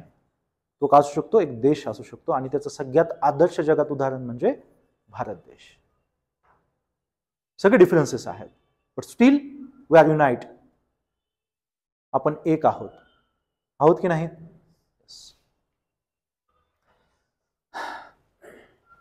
तर राष्ट्रवादाची वैशिष्ट्ये काय असतात? तर राष्ट्रवाद ही एक अशी शक्ती आहे जी एकता निर्माण करू शकते, तसेच ती एखाद्या गोष्टीचा नाश देखील करू शकते. आणि ते कसं करू शकते याच्यासाठी मग आपल्याला राष्ट्रवादाचे काही प्रकार बघावे लागतील. एखादी गोष्ट थोडीशी घेतली तर अमृत असेल, घेत राहिलं तर ते विष बनत राहील, है ना? तर राष्ट्रवाद पण तसा आहे, तो पण वेगवेगळ्या प्रकारचा आहे. तो दवा पण आहे आणि ते दारू पण आहे. राष्ट्रवाद आन्सर्स मध्ये लिहायचे नाही असं काही. नेहमी सांगतोय तुम्हाला, सांगितलं की नाही तुम्ही म्हटले होते म्हणून मी लिहिलं. कधी कधी गोष्टी समजण्यासाठी पण, म्हणजे दोन्ही पण आहे ते. जसं इथे सांगितले प्रोग्रेसिव्ह ऍग्रेसिव्ह. ऍग्रेसिव्ह साहजिक कुठे घेऊन जाईल? अधोगतीकडे घेऊन जाईल. जो राष्ट्रवाद हिंसा करायला सांगतो, जो राष्ट्रवाद दुसऱ्यांचे अधिकार गिळंकृत, दुसऱ्याचं स्वातंत्र्य गिळंकृत करायला सांगतो, तो राष्ट्रवाद मग काय? तो डेरोगेटरी आहे. तो दुसरीकडे घेऊन जातो, मग आपल्याला नाशाकडे, विनाशाकडे घेऊन जातो. तो प्रगतीकडे नाही घेऊन जात. आपला देश, आपली प्रगती, आपली अर्थव्यवस्था, आपली बेरोजगारी, आपली रोजगारी, आपला जीडीपीचा दर, आपला विकासाचा दर, आपण एकत्र येऊन काम करणं, आपण हडताळ पाडताना पण अर्धा प्रॉडक्ट बनवणं, हे कोणता सेन्स आहे? प्रोग्रेसिव्ह. ओके, तर इथं पण प्रकार आहेत राष्ट्रवादामध्ये. तो प्रागतिक पण आहे, प्रोग्रेसिव्ह, आणि आक्रमक पण आहे, अग्रेसिव्ह. पुढे सांगतो ना, अजून आहे असे वर्णन केले जाते. तर समाजाला एकत्रित करून विकास साध्य करण्याची क्षमता प्रागतिक राष्ट्रवादामध्ये आहे. कुठे? प्रगती कुठे? प्रागतिक ह्याच्यामध्ये. पण आक्रमक मध्ये काय होतं? तेढ, खून खराबा, डिस्ट्रक्शन. ओके, 11च्या बुक मध्ये आहे हे. राष्ट्रवाद हा साम्राज्यवाद किंवा वसाहतवाद विरोधी असतो. जसं की आपला राष्ट्रवाद होता, वसाहतवादाच्या विरोधातच होता, साम्राज्यवादाच्या विरोधातच होता. आणि नाम मधले जेवढे जेवढे देश आहेत, कशाच्या विरोधात आहेत? साम्राज्यवादाच्या, कॅपिटलिझमच्या, कोलोनियलिझमच्या, वसाहतवादाच्या आहेत ना. 1947. आता आपण काय करू? चला आपण, मी म्हणतो, मी वॉच बॅग घेतली की आपण डायरेक्ट आता आलोय 1936 मध्ये. आपले सगळे शिक्षक लोक, आपले लीडर्स लोक, गल्लीतले दादा लोक, हे सगळे काय सांगतायत?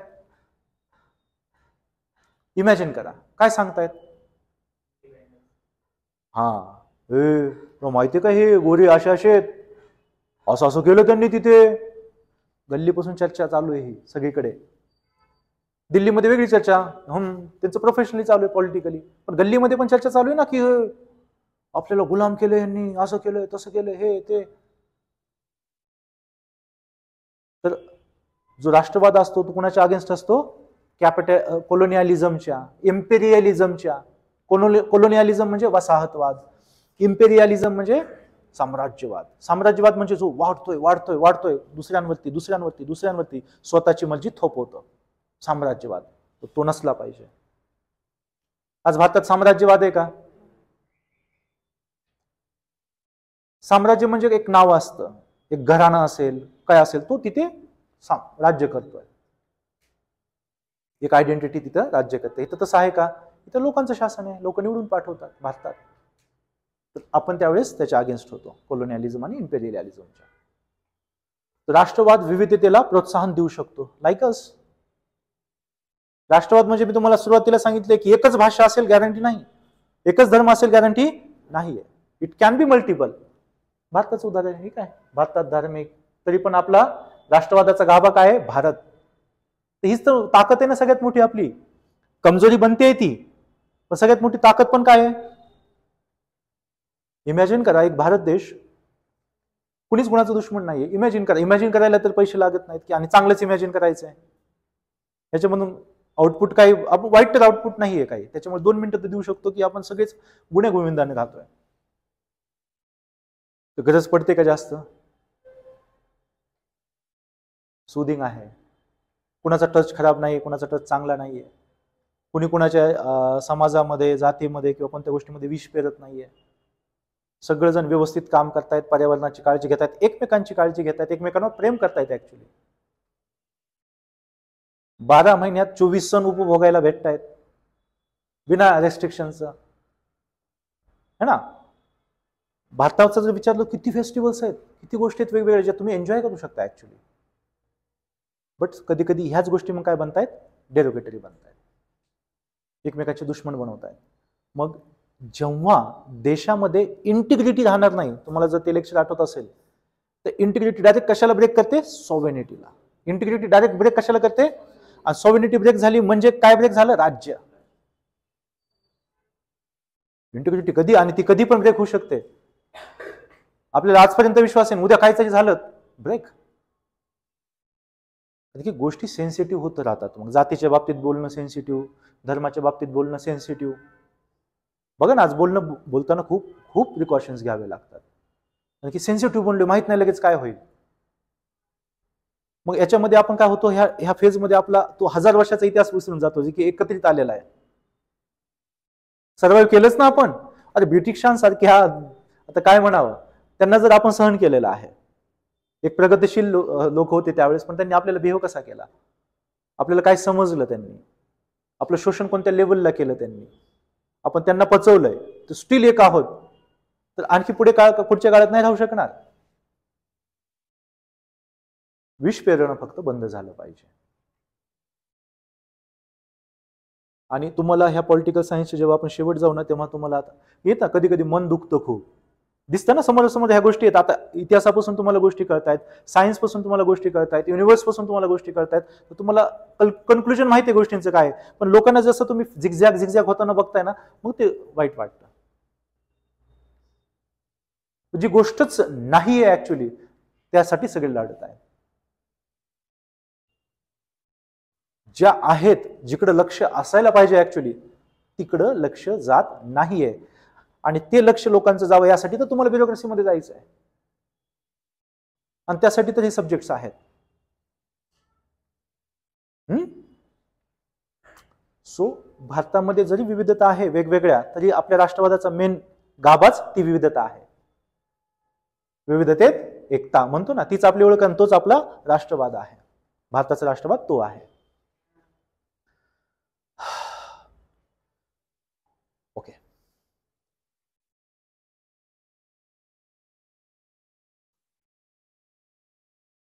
आधी हे प्रकार बघू आणि मग थांबू आपण. छान आहे हे सुद्धा. तर नॅशनलिझमचे मी म्हटलं ना फ्लेवर आहेत. आता काही कडवे फ्लेवर पण आहेत, काही चांगले पण आहेत. सो लिबरल नॅशनलिझम हे बेस्ट आहे. आणि आयडियलिझम जे फॉलो करत होते वुड्रो विल्सन, त्यांचं मत याच्यामध्ये मांडलेलं आहे. आयडियलिझम ही लिबरलिझमची सुरुवातीची शाखा आहे. आयडियलिझम नंतर मॉडर्न याच्यात लिबरलिझम, उदारमतवाद बनला.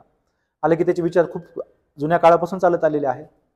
पण वुड्रो विल्सन यांना एक आदर्शवादी म्हटलं जात असायचं.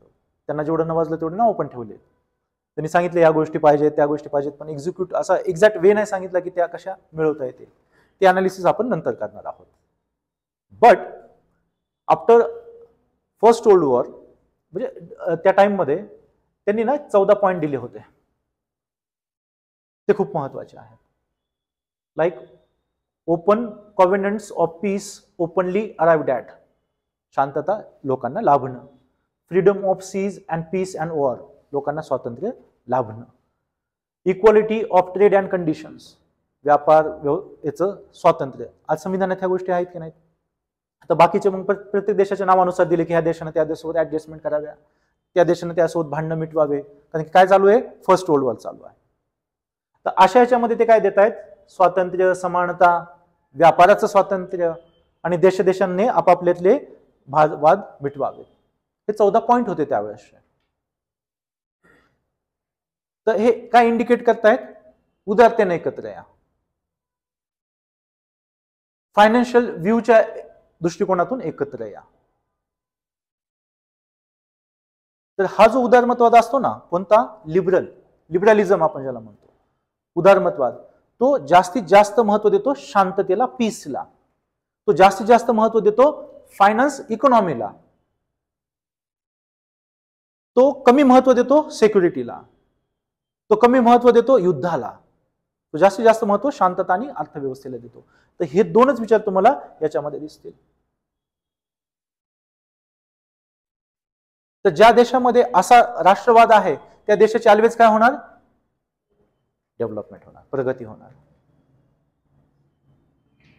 कारण की याच्यामध्ये स्वातंत्र्य, समानता, न्याय प्लस व्यापाराचे स्वातंत्र्य इत्यादी गोष्टींवरती काय केलेलं आहे?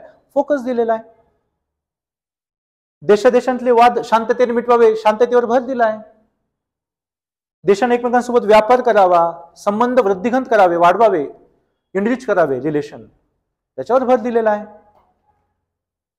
सो या असा राष्ट्रवाद ज्या देशामध्ये असेल त्या देशाची काय होईल, ऑलवेज प्रगती होईल. कारण की त्यांना एक करणारी भावना कोणती आहे, स्वातंत्र्य. आपण स्वातंत्र्य पाहिजेत, आपण समानता पाहिजे. आणि जेव्हा सगळे देश असे होतील तेव्हा ग्लोबल विलेज ही ऍक्च्युअल इस्टॅब्लिश झालेली असेल कॉन्सेप्ट. पूर्ण पृथ्वी एका देशासारखं बिहेव करत असेल. मग त्याला टाइम जाणार आहे, टाइम लागणार आहे त्याला. कळाली ही आयडिया, कळाली. लिबरलिझम म्हणजे यांच्यामध्ये अर्थव्यवस्था, शांतता, स्वातंत्र्यता, समानता याच्यावरती भर दिली जाते. The origins of liberal nationalism are in the French revolution. John Locke नावात ऐकलंच असेल. स्वातंत्र्य, समता, बंधुता, हे नॅचरल राईट्स आहेत आणि हे जनतेला मिळालेच पाहिजे, देश कोणता पण असो. आपण पण तिथूनच ऍक्सेप्ट केलेत. फ्रेंच रिव्होल्युशनचा नारा काय होता, स्वातंत्र्य, समता, बंधुता. फ्रीडम, इक्वालिटी आणि fraternity. Liberty, equality and fraternity हा नारा होता. आणि 3 शब्द आपल्या संविधानात कुठून आले, फ्रान्सकडनं. Okay. So it is also seen in President Woodrow Wilson's 14 points. तर ह्या गोष्टी तुम्हाला इथे पण दिसतात. स्वातंत्र्य, समता, बंधुता यांना महत्व दिलेलं. So it links the idea of a nation to sovereignty. याच्यातून आयडिया काय मिळते, एक राष्ट्र काय बनतंय, सॉव्हरेनिटी मिळवत आहे. आणि सॉव्हरेनिटी मिळवल्यानंतर ते काय बनेल, स्टेट, राज्य. So it accepts that every nation has the right to freedom and self determination. Self determination म्हणजेच काय, सॉव्हरेनिटी. ऑटोनॉमी, सेल्फ डिटर्मिनेशन दोन्ही पण काय, कशाचे पार्ट आहेत असं समजा तुम्ही. सॉव्हरेनिटी, सॉव्हरेनिटी हा मूलभूत शब्द आहे. तर तुम्हाला जर यूज करायचं झालं आणि ऑप्शन असतील तर तुम्ही काय यूज करणार प्रायोरिटीनं, सॉव्हरेनिटी. ऑटोनॉमी एखाद्या वेळेस दुसऱ्यांच्या आधिपत्याखाली थोडीशी पॉवर पण असू शकते. So it is ideal word to use कोणता असेल, सॉव्हरेनिटी. यस. मग आहे परंपरावादी राष्ट्रवाद, कन्झर्वेटिव्ह नॅशनलिझम. परंपरावादी म्हणजे नावातूनच कळालं असेल तुम्हाला. याच्यामध्ये काय सांगितलेलं आहे, हा राष्ट्रवाद समाजाला अंतर्मुख करतो. राष्ट्र आणि समाज यांचे संबंध अतिशय जवळचे आहेत असे तो मानतो किंवा तो सांगतो पण जनतेला. आणि स्वदेशाभिमानाला हा राष्ट्रवाद खूप महत्व देतो. आपण म्हणून इथं आता एकत्र आणलं जातं. आपण म्हणजे कोण, हे जात, धर्म, अशा वेगवेगळ्या गोष्टी पण असू शकतात. कन्झर्वेटिव्ह जे परंपरेने चालत आलेला आहे त्याच्या बेसिसवरती जो राष्ट्रवाद बनतो तो परंपरावादी राष्ट्रवाद. हा कधी कधी विघातक पण ठरू शकतो. सिच्युएशन म्हणजे काळ वेळ याच्यावरती तो डिपेंड असतो. मग आहे हा त्याच्यापेक्षा थोडासा भयानक आहे, हा म्हणजे एक्सपान्शनिस्ट. हे दोन्ही पण असं समजा की आपण बळी पाडणारे आहेत. आता हा जो आहे, ब्रिटिशांनी आपल्याला काय केलं होतं, बळी पाडलं होतं. एक्सपान्शनिस्ट, त्यांना तेवढं बाच नव्हतं, वाढवा आणखी. भारतावरती, चीनवरती, बाकीचे देश छोटे मोठे जे होते ते पण होते त्याच्यामध्ये. ब्रह्मदेश म्हणायचे ना म्यानमारला, तो पण त्याचा बळी पडलेला होता. किती देश होते, आफ्रिकामध्ये देश, लॅटिन अमेरिकामधले देश. सो हा राष्ट्रवाद काय करतो, आक्रमक स्वरूपाचा असतो आणि राष्ट्र गौरवासाठी राष्ट्रीय आक्रमक होतात आणि साम्राज्य निर्माण करतात. वसाहतवाद हे त्याचंच एक उदाहरण आहे जे ब्रिटिशांनी आपल्यावरती चालवलं, कारण की त्यांना त्यांचं साम्राज्य एक्सपांड करायचं होतं. सो एक त्याचंच एक्झाम्पल आहे.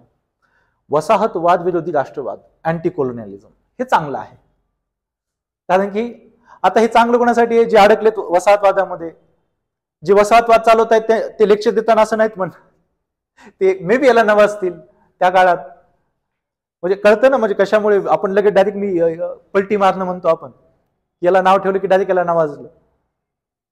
पण हे त्या काळामध्ये जे कॉलोनियलिझम शिकवत असतील ते काय म्हणत असतील, हे खूप छान आहे, एक्सपान्शन, आपल्यासारखे प्रगतिशील लोक, बुद्धिवाले लोक, या कलरवाले लोक हे नेहमीच काय बनलेत, रूल करण्यासाठी, आणि ते लोक असे असं सांगतील. But after second world war फ्रीडमला महत्व दिलंय, इक्वालिटीला महत्व दिलंय, ट्रेडला महत्व दिलंय, फ्रीडमला महत्व दिलंय, है ना. तर आता कोणता देश प्रत्यक्ष त्या गोष्टी बोलू शकतो का? त्या गोष्टी बोलू शकणार नाही. तर आता आपल्याला काय म्हणावं लागेल, हे चांगलं आणि हे वाईट. तर कोलोनी, आता कोणी म्हणेल का कोलोनियलिझम आला पाहिजे? कोणता देश म्हणेल का आम्हाला कोलोनियलिझम पाहिजे? कळालं ना. आता वापस सुरू काय होणार, राज्य. मग आता ते आपण नेक्स्ट लेक्चरला सुरू करू. आता फक्त आपण इंट्रोडक्शन घेतलंय, छोट्या छोट्या गोष्टी फक्त जोडल्या आहेत वेगवेगळ्या विषयांना एकत्रित करून, म्हणजे तुम्हाला थोडंसं हे सोपं वाटावं. आहे पण सोपंच. मग मला आता सांगा, न्यूयॉर्कमध्ये भारताचे लोक एकत्र आले का आले? राष्ट्रवाद. आपण एक असल्याची भावना आहे त्यांच्यामध्ये, आपल्याविषयी आत्मीयता आणि प्रेम आहे, त्यामुळे ते एकत्र आले तिथे. क्लिअर. आजच्या सेशनमध्ये आपल्याला काय कळालं की पॉलिटिकल थेअरी जे आहेत ते आपल्याला विविध कन्सेप्ट समजून सांगतात. पॉलिटिकल सेन्स मधले जे विविध ऑर्गन्स आहेत, अवयव आहेत, त्याच्याबद्दल आपल्याला माहिती मिळते पॉलिटिकल थेअरीमध्ये. ते कुठून आले, कसे आले, कोणत्या लिमिटपर्यंत असणार, त्यांच्यावर लिमिट काय आहेत, या सगळ्यांची माहिती आपल्याला पॉलिटिकल थेअरीमध्ये मिळणार आहे. एवढं तर कळालं असेल की नाही. फक्त राष्ट्र राज्य देशावरतीच किती साऱ्या गोष्टी पण आहेत डिपेंड. आता मला सांगा, जेव्हा आपल्याला देश बोलायचं आहे तेव्हा महत्वाची गोष्ट काय असेल? जॉग्राफिकल आयडेंटिटी, है ना. आणि जेव्हा आपल्याला देशाच्या एखाद्या ओळखीबद्दल बोलायचं आहे, त्या देशाची लोकांची ओळख, तर नेशन किंवा राष्ट्र. आणि कायद्यात्मक आपल्याला बोलायचं आहे, घटक म्हणून बोलायचं आहे, बघायचं आहे, तर आपण काय म्हणणार? स्टेट. ज्याला सॉव्हरेनिटी मिळाली तो तिथले रूल्स, तिथले नियम स्वतः तिथे फॉलो केले जातात. या गोष्टी क्लिअर? काय डाऊट आहे ह्याच्यामध्ये? समजल्या ना? ऑनलाईन समजल्या आहे?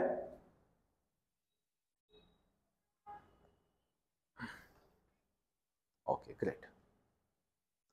थांबायचं मग. Thank you so much for your participation and cooperation. जय हिंद, जय भारत. थँक्यू.